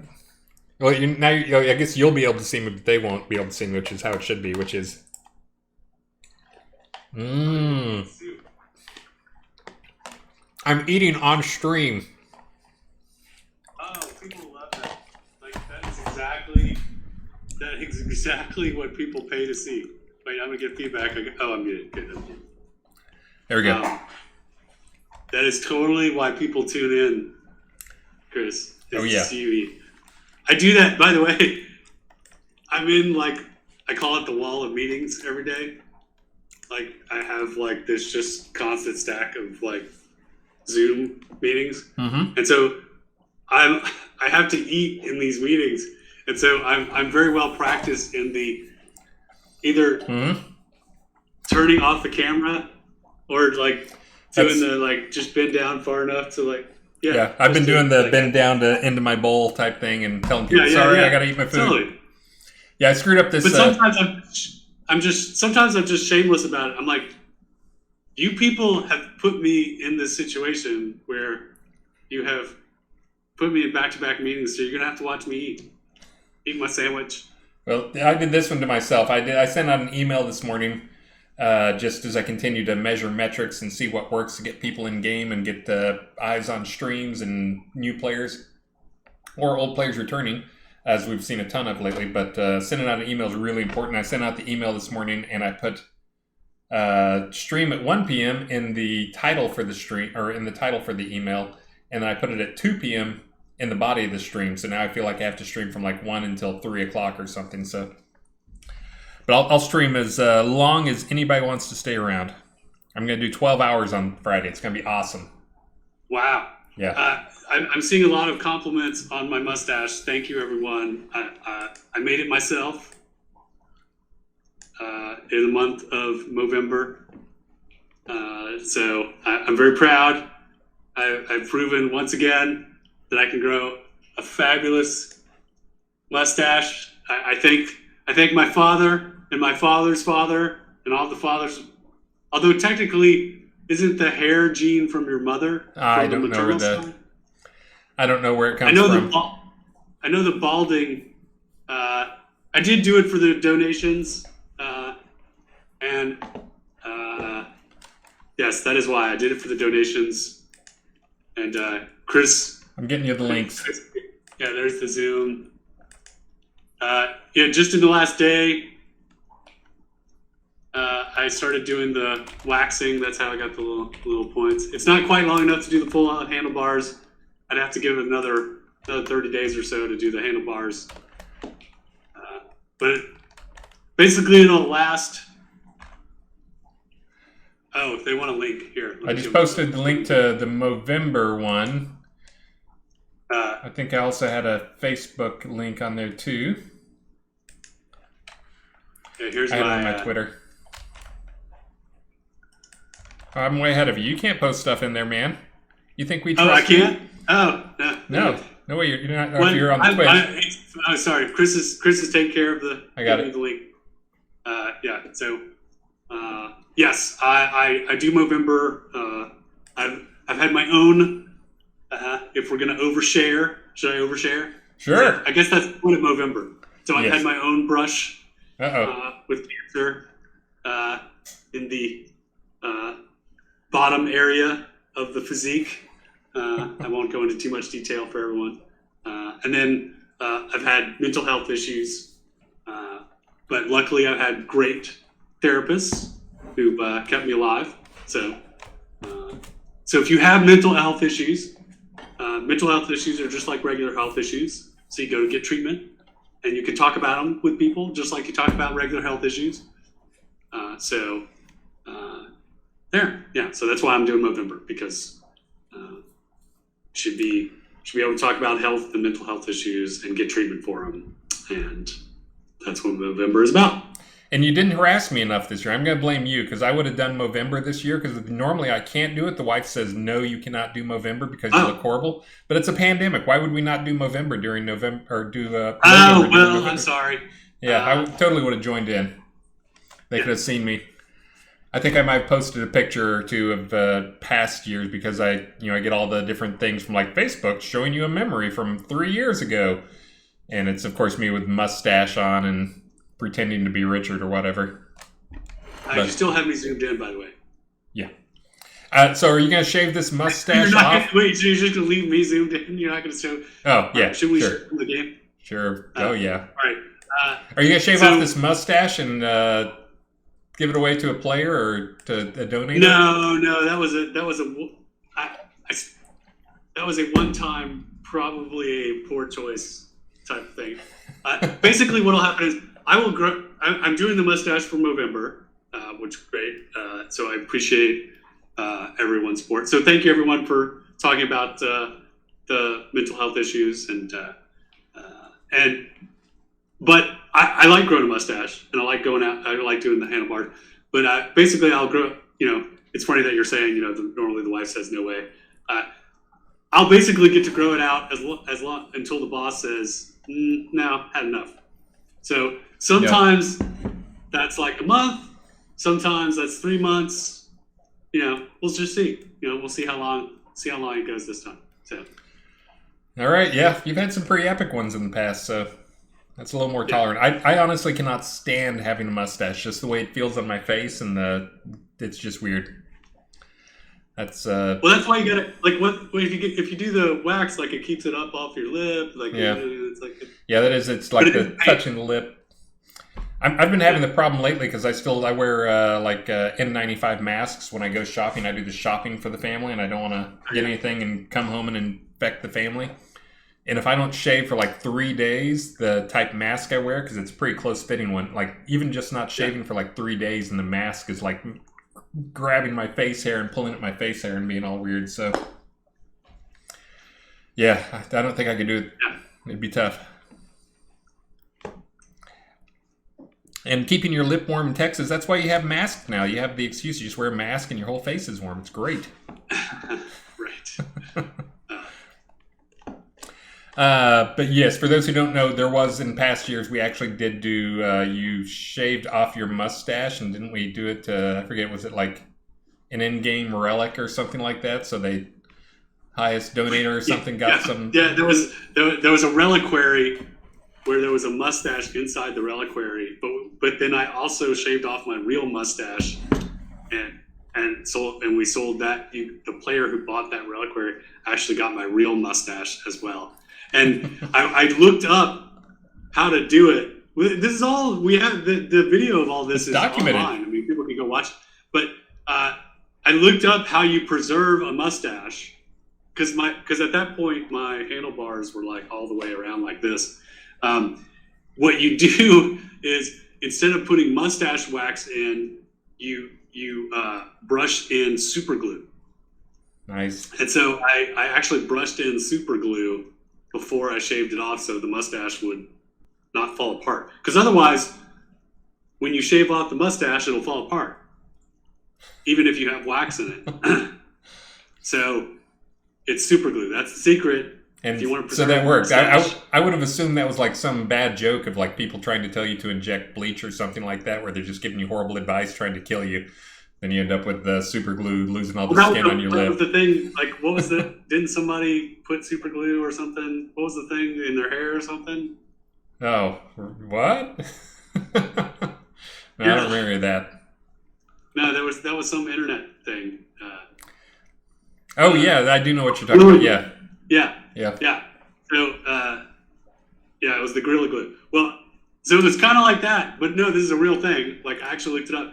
Actually, what you're supposed to do is you start with the super glue, and then you're supposed to have a little vat of liquid resin ready to submerge it in afterwards. But I didn't go to all that trouble. I just put the super glue in. So, yeah, the inhaling these super glue fumes, it didn't help with the steady hand of shaving the mustache off. It was... I don't recommend any of this. Don't do any of the things I've just done. Sort of like the blood reliquaries. There was a lot of questionable things that I've done, all of which were captured on camera. So, not great. Not great. Well, is there something else you wanted to tell us about? I already told him Ghostbusters, that I worked on a Ghostbusters game, and Ghostbusters best Ghostbusters game ever. That's right. It's such a crazy small world. So you worked on a Ghostbusters game, and we launched a Ghostbusters experience today called Gates of Gozer.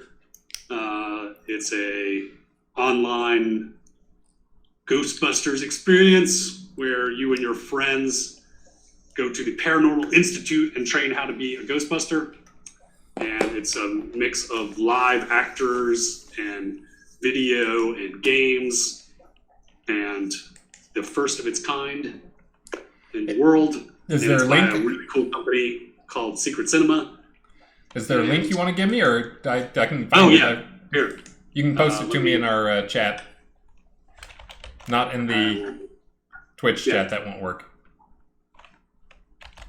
Tickets are on sale right now. And it takes place in the timeline. It's a year after Ghostbusters 1. And I can't tell you much more without providing spoilers, but it's pretty cool. you can play it from your house. So you and the teams are 6-person teams. So you can either buy a ticket like as an open team, so you'll be mixed with strangers, or you can buy like a 6-person team, a private team, basically. Cool. It's pretty cool. And we did a soft launch today. We've been doing sneak previews for the last couple of weeks, and then a soft launch today. All right. Well, I gave them the link down there. They can go check it out. Yeah. All right. Well, looking forward to hearing some more about that. It looks like the Secret Cinema guys got a couple things. Oh, you got some tough competition here. To look at the other things they've got. They've got an Arcane that I don't know if you've seen the TV show or the Netflix for that. Oh yeah. I haven't finished it yet just because I have zero time. But basically, I saw the previews for it and I was like, oh my goodness, that looks so good. Just the art quality and the style. So I've watched like 2 episodes, and it's the 2 episodes I watched are amazing. So you got some. Yeah. So they're doing a project with them. Past stuff they did was they did a Blade Runner thing. They did a Star Wars thing. Awesome. Yeah, they've done a lot of really cool projects. They were an amazing team to work with. So it's I just got back. I was literally in London last week at the studio that the actors broadcast from. It was really, really cool. Like I got to hold like all the props, like a ghost trap and the neutrino beam and like proton pack. Like there's these pictures of me. Like I look like a kid in a candy shop where I'm just like, I'm like all the sets are like you're in like the Ghostbusters headquarters, and I'm like at Janine's desk, and I'm like, it's very cool. Awesome. So you actually go into an office? I do. I do go into an office. I am too easily distracted to work from home between the 2 dogs and the cat and the family going in and out of rooms and making noise. Like I have to be in a dedicated workspace. Yeah. That and our house is we had to repair the foundation, so we're not even in our house. So oh wow! We've been exiled from the house for 2 months. So wow. Hopefully they'll get that fixed before the next blizzard hits. Yeah, our timing was probably not the greatest, like to do that, like right as it.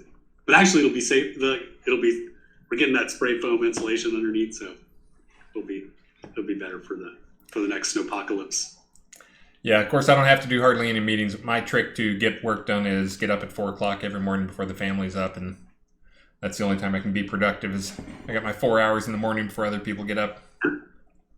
Oh, Elwin Moon says, seems like the old LB haunted houses. Absolutely. In fact, in our pitch to get the work to build this for Secret Cinema, I pointed out, hey, I worked on very similar projects. Like, Lord British used to have these haunted houses, and we showed him some video of it, and that actually helped us get the job, believe it or not.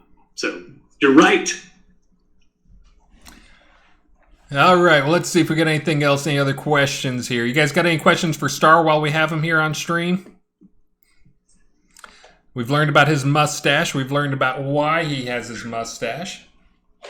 And I will reemphasize the mental health thing, especially right now we got the double whammy. It's more than a double, though, of, men's mental health plus pandemic stuff adding stress to everybody's life, and then also feeling like you can't go out, so... definitely mental health plus on the importance part. Tomcat wants to know when you will DJ again in game. This is a good question. No pressure though. If we schedule it far enough ahead of time, I would love to do it. I just DJ'd. I'm working on a music startup called Gig Stand. Give me some links, man. STAN. Oh, sure. Here, let me give that. I know you've given that to me before. I just don't have it handy. And you do. Here.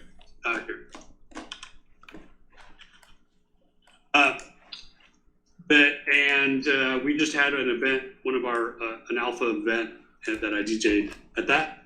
So, if we schedule something ahead of time, let me know which radio station and where in game, and we can work it out.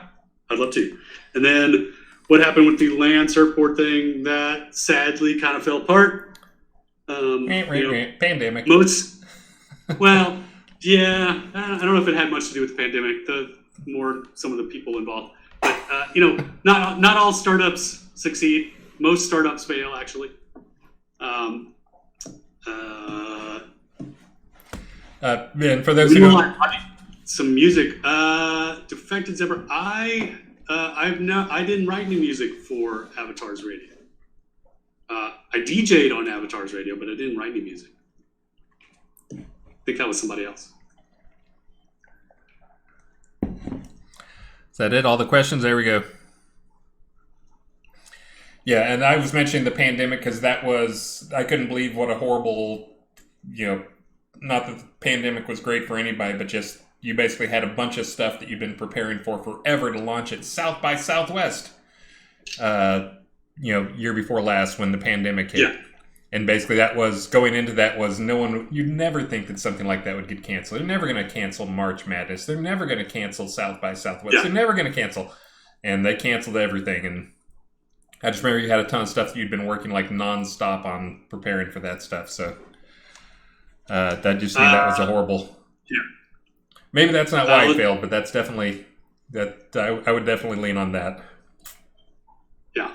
Let's see. Dark and Obscuro asks, we did the Dragon Fight game, the VR game on Steam. If you haven't played that, it's very short, but it's fun.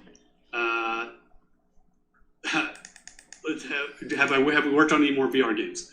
No, unfortunately, we haven't done any more VR games. Sadly, there still isn't a big market for that. So there just isn't. I mean, yep. There's a lot of participation, just not a lot of money to be made there yet. So yeah.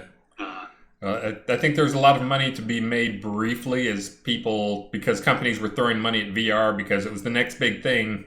Because Facebook obviously, spent $1 billion or $2 billion or whatever getting into VR. So there's got to be a lot of money coming down the road, and Facebook's into it's going to be. And yeah, it's still stuff is just not materialized. I actually saw another company here in town that a bunch of my friends are at. The Wave VR is what it was called, which that's their streaming DJ or streaming concert company. And their whole thing was you could go to concerts in VR and you just wear your headset so you can go and basically it's like you're there at the concert in VR. They actually dropped all the VR stuff, and now they're just concerts on the web. You can be there type stuff. But yeah, that's the whole company based around VR. Dropping the VR is probably not a great sign for the VR world. All right, well, I think that may be about it for the questions for you. Thank you for joining us today. And I will... I'll try and tweet out all that same stuff that you just gave me as well, so all the links for the people here who missed it. And hold on, I'm going to go check to see. Hold on, I'm refreshing. Thank you, Tyrus Storm Charger, for the donation. I see that. I was going to say, if you didn't get a donation, I wasn't going to give them any more prizes this stream, but you guys... No, we got to... Thank Tyrus Storm Charger. And I'm glad I got to drop by the stream.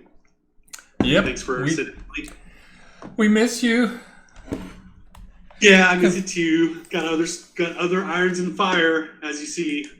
So keep it pretty busy. And I hope people are able to check out Ghostbusters, and eventually we might be coming to your town with some music stuff. Awesome. All right, man. Thanks. Let you get back to work. See ya. Okay, bye. Oh, I left the meeting too. That was not a good thing. Hold on one second. Let me get back in the meeting.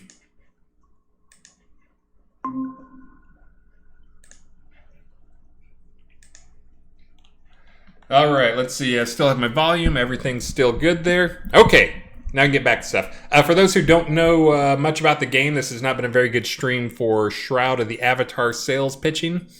But Friday I will be doing a full long stream. I'm not going to guarantee 12 hours, but it could be a 12-hour stream. I'm just going to get up and kind of show you what my day can look like.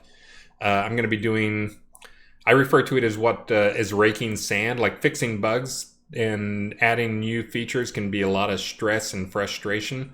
Building maps is a lot less stressful and less frustrating. And also, I can't really show you guys me doing code on stream. You guys aren't allowed to see, you can't see my code. Even though I know there's tons of ways you guys can see the code, at least in some limited extent. Anyways, coding on stream does not make great content. Map building on stream makes a little better content. So my plan on Friday is to build maps while you guys watch. If you guys have been there, I actually built a couple of the maps in the game in a similar style. That's pretty much all of Tartarus was built that way. That still remains one of our top 10 maps in terms of popularity, in terms of time spent and players, unique players who go to the map. So going to be doing another one like that. And again, not entirely sure what the specific map details are going to be, but it may be a PvP focus map, or it may just be a PvP scene. It's PvE scene that happens to be flagged PvP. But we will see. 3D coding live stream new.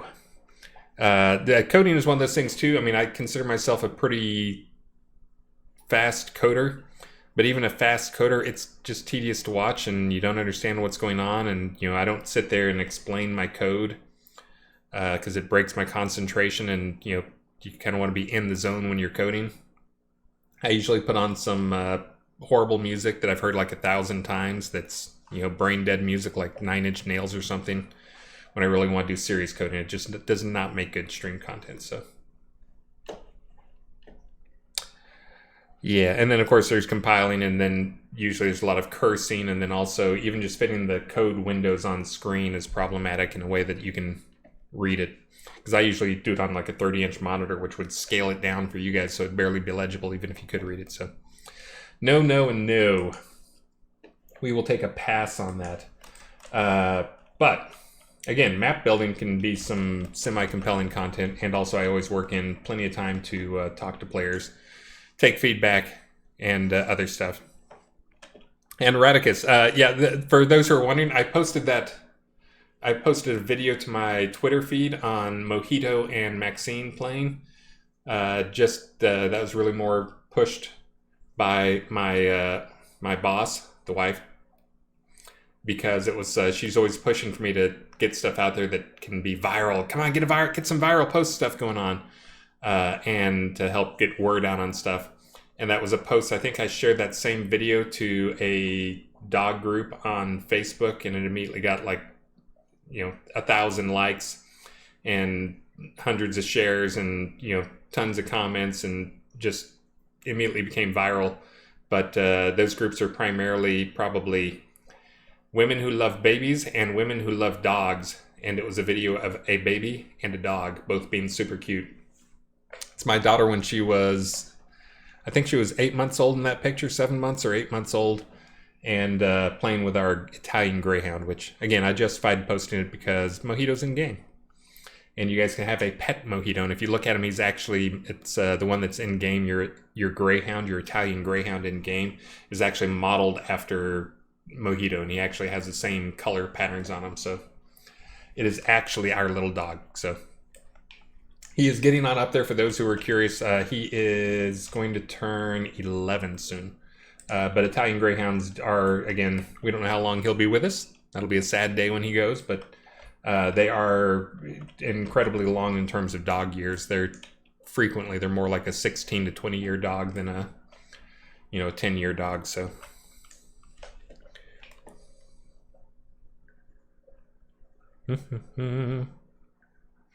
make the Italian Greyhound a raffle item. Ooh, I could do that.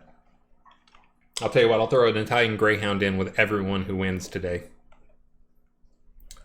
You too will get a Greyhound, an Italian Greyhound Mojito. Let me look. Let me see if my dog is in here. If he is, I'll wait. Mojito, buddy, you want to come say hi to people? Oh, sorry. Do a little paw stuff. Can I show you off on screen? Are you confused? Did I just wake you up from a perfect nap? Oh. Here you guys go. Here's the original. Mojito, you want to say hi? I just woke him up. He's normally super playful and happy and excited. He's not happy when you wake him up from a nap. He looks like he wants to bite me. You see yourself up there? Okay, I'm going to put you down now. And in case you're wondering, let's see what it looks like from the side. Oh, that's not a good view. I'm sorry, bud. You want to lie back down? Yeah, he was not happy. I just woke him up from a nap. And yes, the fish in the tank behind me are... a couple of those are 10-inch fish. In case you just joined the stream and you don't know, that's actually... It's hard to get a concept of scale for them, but... they're bigger than a hand. And for those who don't know me, haven't met me in real life, I'm like 6'3", so those are... It's a pretty big hand, and the fish are that big. Let's see. Oh, I don't have the raffle thing open again. Let me get the raffle thing open. I am not going to wipe the raffle, so you do not need to redo it. I know you will if no matter what I say, but you do not need to redo the raffle, but you are free to type it if you want to have fun. Let me get through some more questions here. And let me do about, I'll do about 10 more minutes and then I'll call it a stream. Again, I'm saving up my energy for my Friday stream. I'm going to start that at 4 a.m. and just go all day long. I'll try to do, on that one, I'll probably give away prizes on the hour. And, hey, thank you very much, Waldo. Again, sorry for the scatterbrained stream today and poorly prepared. For those who missed, I think the important stuff is free placement of houses. Oh, now you guys just try and get a hype train going. But free placement of, here, I'll get the hype going. Free placement of houses on in January is the plan. I think you need 2 more of at least 100 bits. It's got to be 2 more unique people for 100 bits or sub is how you get the hype train going. It's got to be 5 people in a 5-minute window, I think. I think it'll actually tell you that there, but yeah, the same people. You guys are generous, but I think the same people can't get it started. I think it's got to be 5 unique people. So there you're getting close. Hype train is close. So now you got like 1 more person has to give like 100 bits, and then it'll hype train it. And I'll do my usual rules. If you guys get like a level, what do I normally do? If you get a level 5, I give out a city lot. If you get a level 4, I'll give out a town in addition to everything. I'll do a city on level 4. We'll see. But I'll give away extra prizes for hype train stuff. Oh, but the hype stuff, as we're speaking about hype, I'll just summarize for those who got here late. This release, we should have movable health bars. Ooh, long time overdue, like way long overdue. We should have, again, some big improvements to the dungeon UI stuff for the dungeon creation stuff. That'll speed up that process a ton. We should have big cats, tigers and lions. There will probably be tigers and lions that will be creatures you can fight. Possibly male lions and girl lions. And tigers that'll all be creatures you can fight and tame. There will be, we'll see, I think there may actually be, I think Damon may also be cleaning up a baby lion, so there can be a baby lion. Oh no, maybe it's a baby tiger.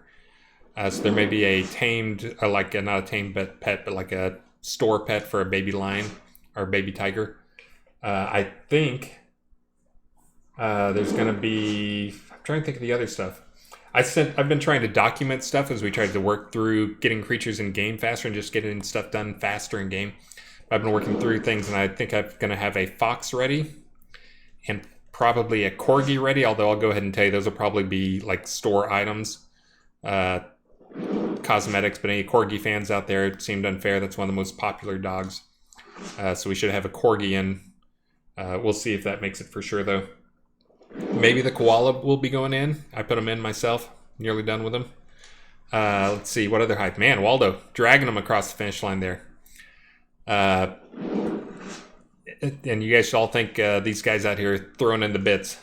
Huge thanks. Corgis. Yes, corgi hype. Let's see. At least one new house. It should be 2 new houses, and it may even be 3 new houses made from the art set that was used to create Castle Atos. That's been cleaned up a lot and adjusted and gridified and made so we can turn it into actual player houses. So we should have our first new player houses in a long time. What other hype can I throw out there? Just a ton of stuff of that. Those things should be exciting enough, but there's going to be some other stuff. There may be a completely new scene in there. There may be 2 completely new scenes in there. And as always, we will have a ton of bug fixes, and this was all on a short release. The release you guys should be excited about. And this, of course, blows up our TikTok stuff just because we have these short releases back to back. But then the one you should be excited about is the January release, because that's always the one that is 6 weeks long rather than 4 weeks long or 3 weeks long like last release. And effectively this release. So it's 6-week release, but it does have Christmas in the middle of it and New Year's and all that stuff. And pretty much everybody on the team takes off for Christmas. So, takes off a week for Christmas. I haven't even looked to see how Christmas falls this year. Oh, man. Coeur d'Alene. Kicking and screaming across the finish line. Level 4 hype train. Let me see how far you are to level 5 there. Hype. Man. Christmas came early this year. You guys are awesome. I'm waiting to see what the little bar is. Oh, so you guys are going to be like level 5 here in just a minute. If you guys, you're welcome to finish out level 5, which would be awesome.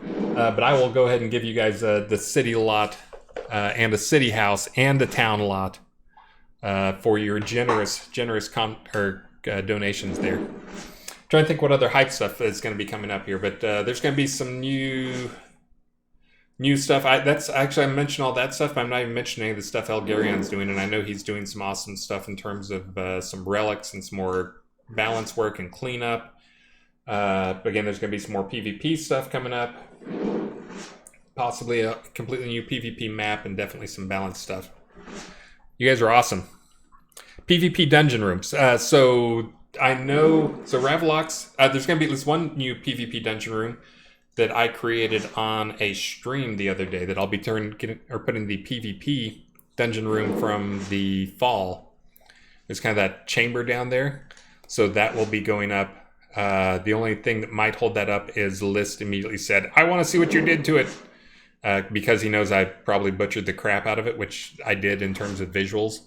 But I'll let him take a pass on it, and he can see if he wants to hold that up. But yeah, there will be some new dungeon room stuff.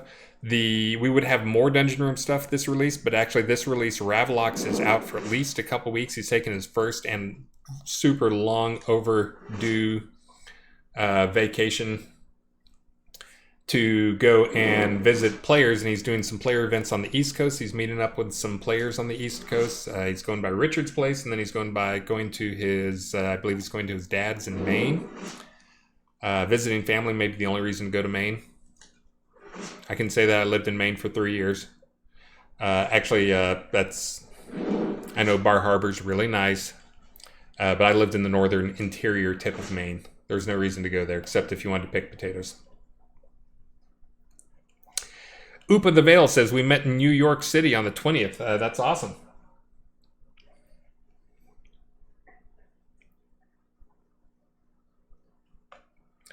Let's see. What profit from grab bits? I think the bits are like a penny a piece is basically what they work out to. Guys, you are freaking amazing. If double experience weren't already on, I would turn on double experience. But we'll see. I think people know we're having a sale right now that is, if Star were around, he'd be, besides hitting me for eating food on stream, he'd be hitting me for not pushing the sale stuff. But right now we have on sale all the stuff, all the things. But we also have the double experience, and then we also have the 100K per day login experience. This is one of those things I actually had a few people express concern over the 100K experience per day login.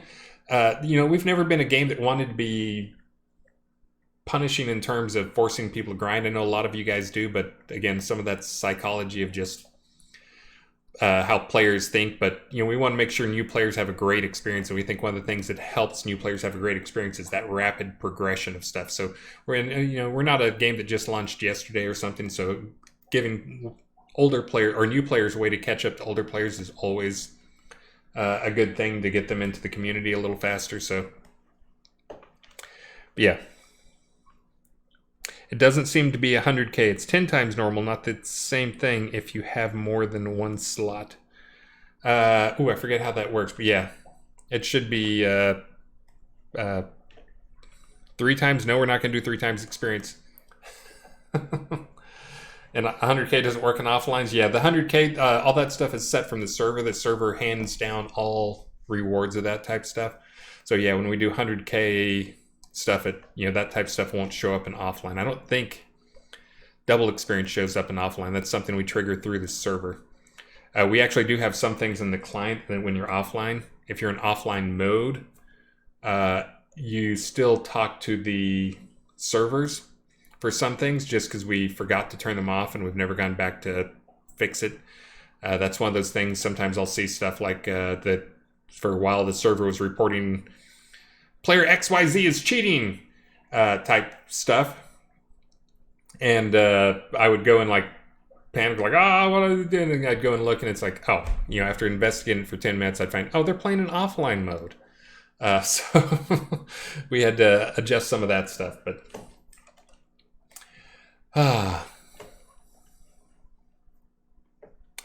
lurking mode. But yeah, I'll look into the 100K. I thought I verified it was 100K, but 100K is roughly what it was supposed to be. But yeah, I know it's different if you have multiple character slots in the same account. But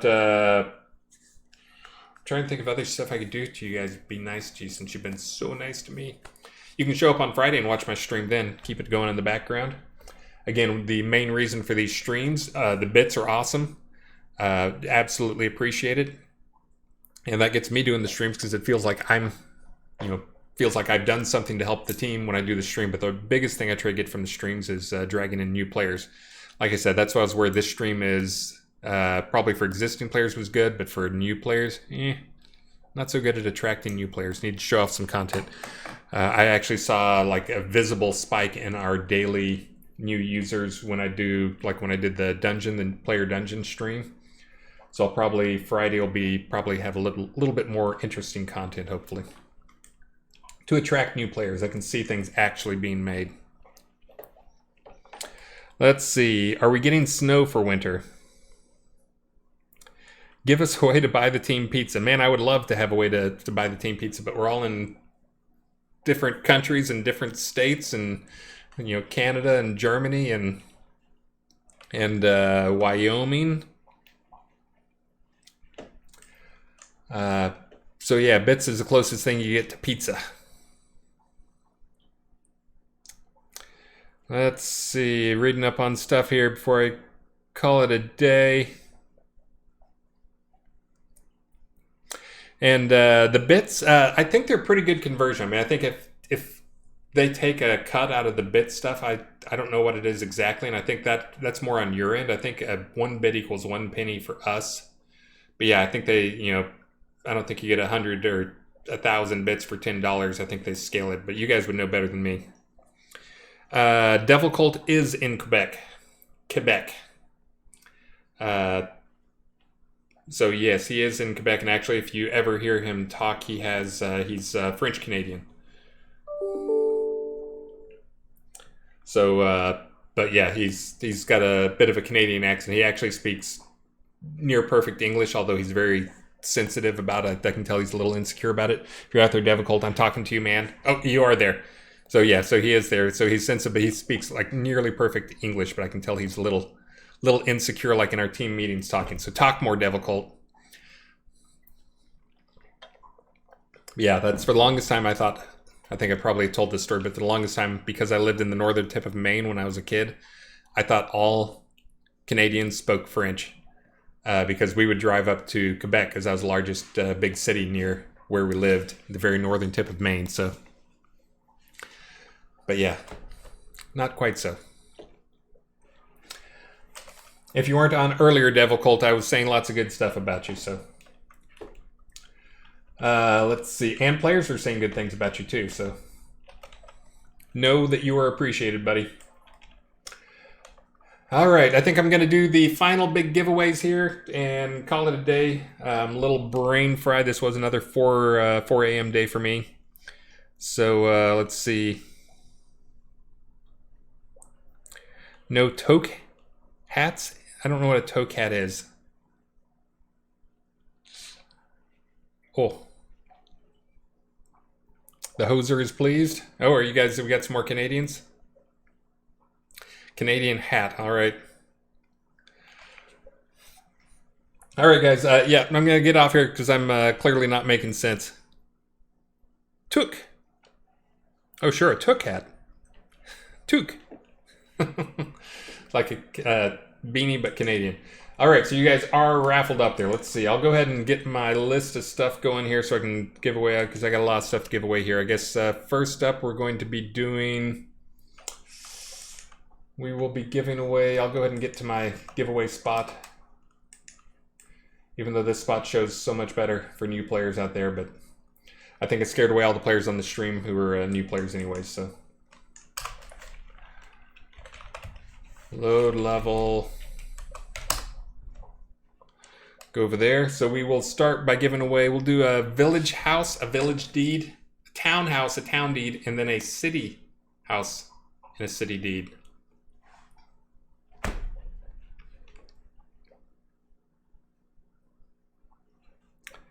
Raffle insurance, that's good. Yeah, I have not wiped the raffle thing, so you guys should all be good.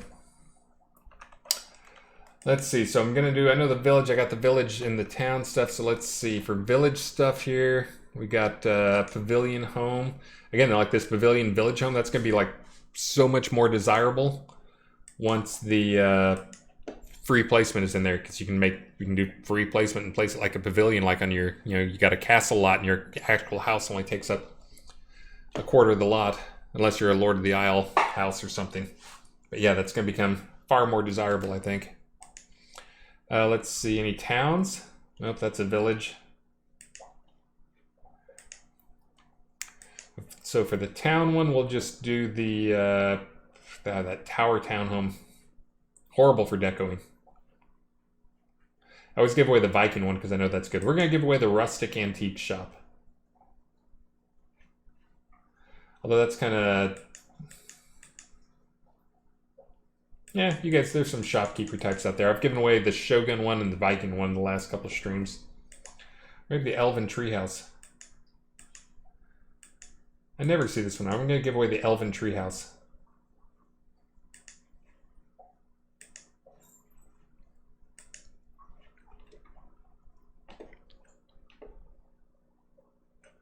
Which one's bugged? The floor is bugged. Not lava, but bugged. Oh, the antique is bugged? All right.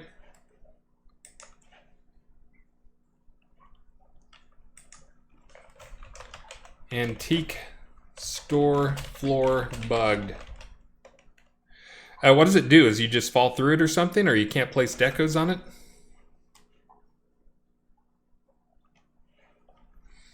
Man, you guys are creating a lot of work for me here. Technically, we're creating the work for ourselves, and you guys are just reporting it, but... Deco issues. Okay, so... Deco. Okay, well that one should be an easy one to fix. Whole bunch of bugs. Okay, I'll go search for that one. That's okay, because we're doing the Elven Tree instead, and then we will do the...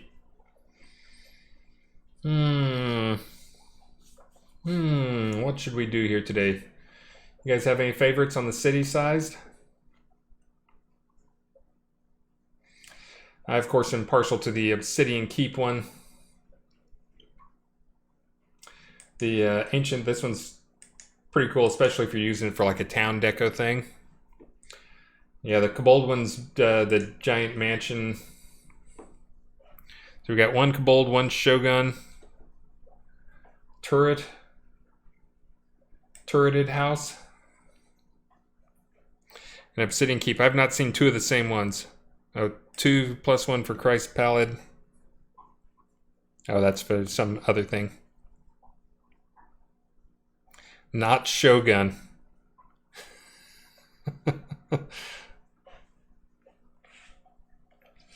I'll tell you what, whoever wins, that one I'll let them pick between the Obsidian Keep and the Turreted House.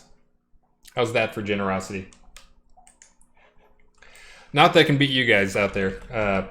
Thank you guys so much for the bits and the support all over the place. And again, as I mentioned, don't forget, sale's still going on. That's going to go until Monday at noon, I believe. And that's going to be the rapid fire sale. This time of year, I won't pressure you too much because, you know, this time of year we'll probably have some other type of sale at Christmas time. We'll probably try to do something a little different, but we'll probably have a lot of the same stuff in there.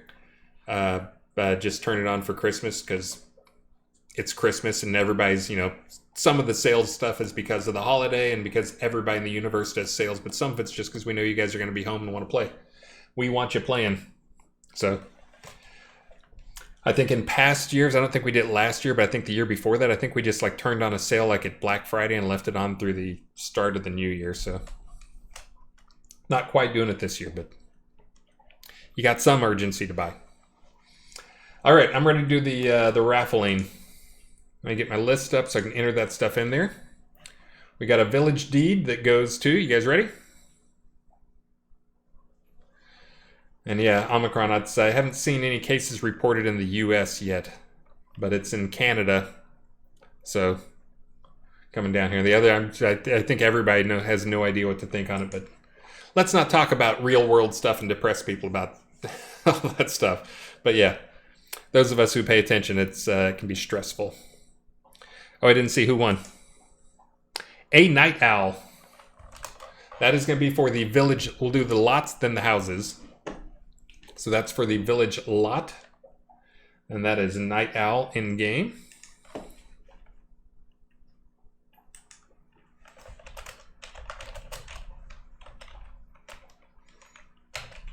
Village lot.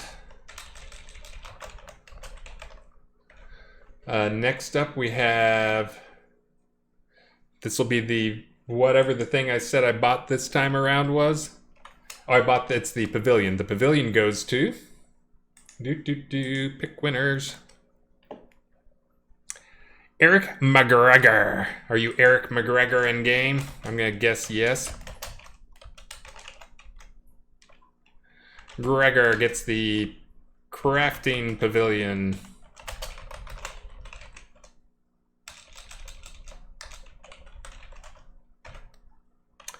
Next up is going to be the town lot. You guys ready?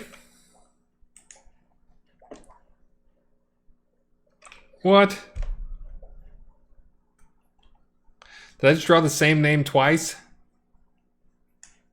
How about Eric? We're going to give you the, would you rather have the town, the crafting pavilion, or the town deed? I'll give you one and I'll re-roll that one. Which one do you want, since I know you're right there? No, you're not going to get both of them. Stop that. I want to give it out to other people here.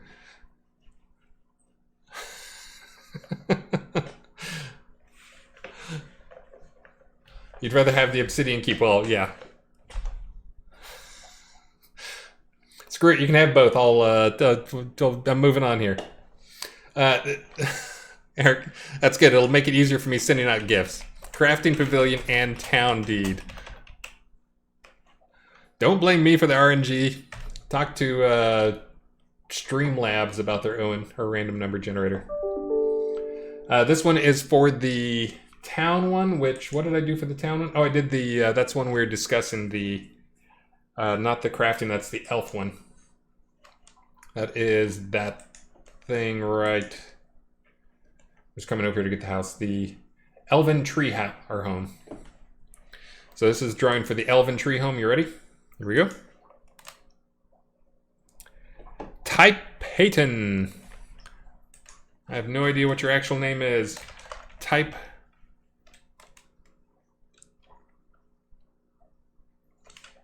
Ty. Pay. Hey, you're there. What's your name in game? Do you have a name in game? Tyrus Storm. That's right. Tyrus Storm Changer. We just saw that a little while ago. Yeah, that is good karma in work right there, or that in action right there. I always say treasure pile must be the nicest person on the planet because they're always winning, and then they always act embarrassed about it. But Tyrus Stormcharger there gave to the Movember thing to help Star out, getting nothing in return, purely out of kindness. Look, bam, rewarded. That was the Elven, this one right here, the Elven Tree Townhome. Does that work for you?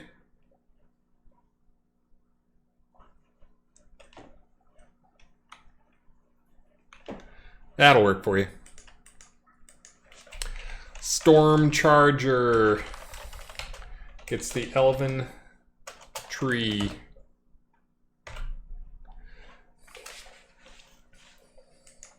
Honestly, that's one of those houses I don't see that often. I don't know why. I mean, it looks like it'd be kind of cool. It's got like that under area where you can go down there and deco too.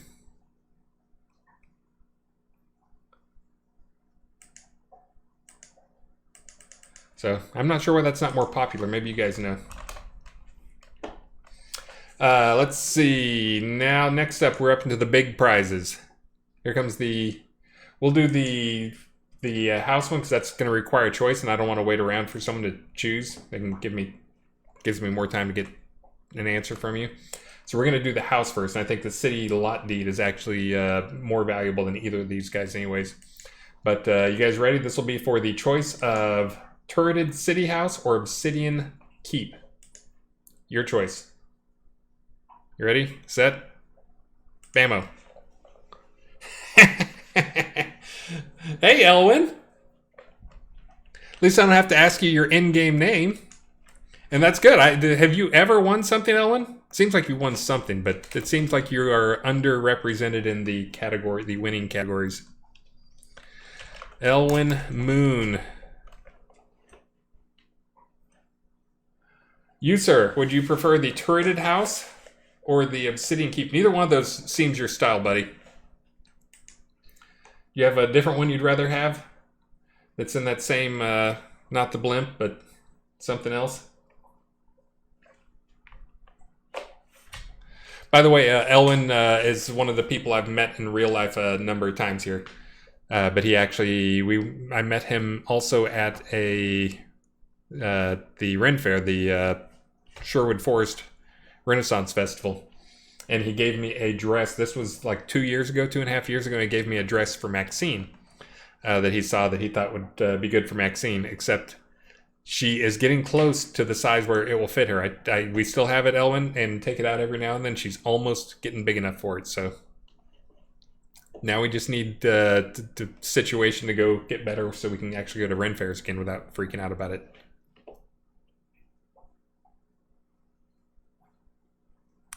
I think we still have that.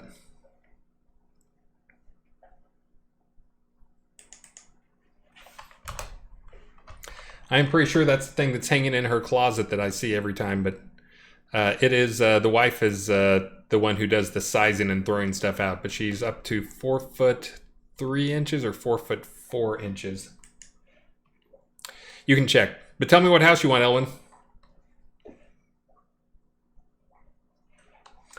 And then I'm going to do the last drawing. This is for probably the big one today. This is the city deed. You guys ready? Drum roll, please. You have a water town. Would you like one of the ships?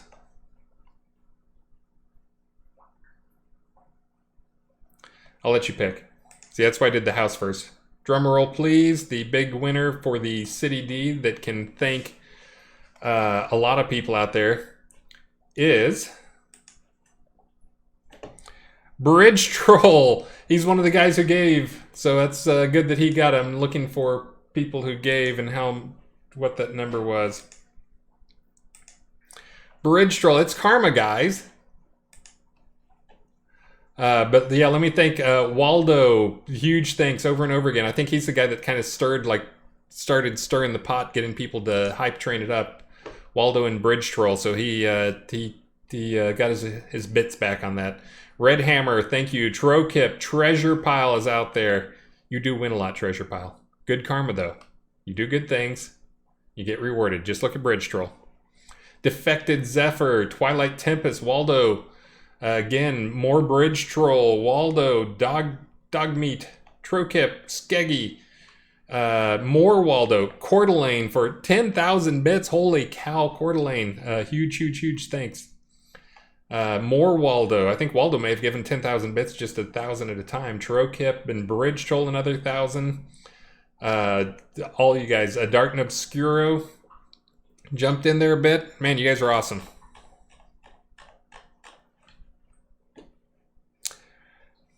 All right, Bridge Troll, I know who you are in game. I will take care of you. Trying to see if you're even still here. Are you still here, Bridge Troll? You're still around somewhere. You're probably actually playing the game, so.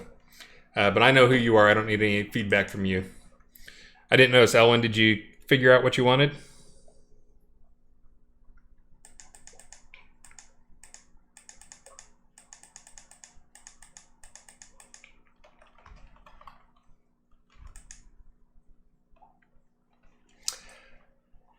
The Shogun City it is. Dun dun dun dun. Elwin. Shogun City. Bridge Troll. City Deed. Guys, again, sorry I'm so scattered brain today. I will be better on Friday. I know it's one of those crazy things, but I do best in the mornings. And by 4 o'clock, I'm usually pretty toasty. So that's why I put in my stream. I will be streaming from 4 a.m. until whenever. And guys, again, huge thanks for the bits today, and huge thanks for the support of the game. I did not get through many questions, so which means I need to do some more. Tomorrow I will probably be AFK-ish quite a bit because we're taking Maxine to get her shot, her next shot, her second round on the vaccine stuff. So I'll probably be spending a good chunk of time with her.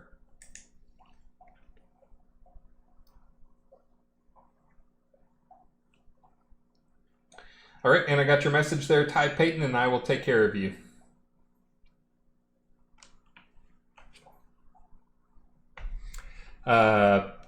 So guys, again, huge thanks for supporting the game.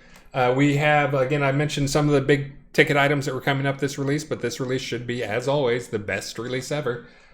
Big cats, movable bars, more tamed creatures, and as always, balanced stuff going on. New scenes, new everything, some new gear. As always, we'll be doing lots of stuff, special stuff for Christmas. I will look into snow. Were you guys looking for, do we not have a weather machine for snow? Because I think we are going to have a weather machine for snow if we don't already have one. I think that's one I vaguely remember it coming up on the channel and somebody yelling, I'm making it right now. But tons and tons of stuff. Andrew Night Owl. Okay, I put down Night Owl. Correcting it now. I knew there was something weird going on with it, but... And let me correct what Titus is getting there.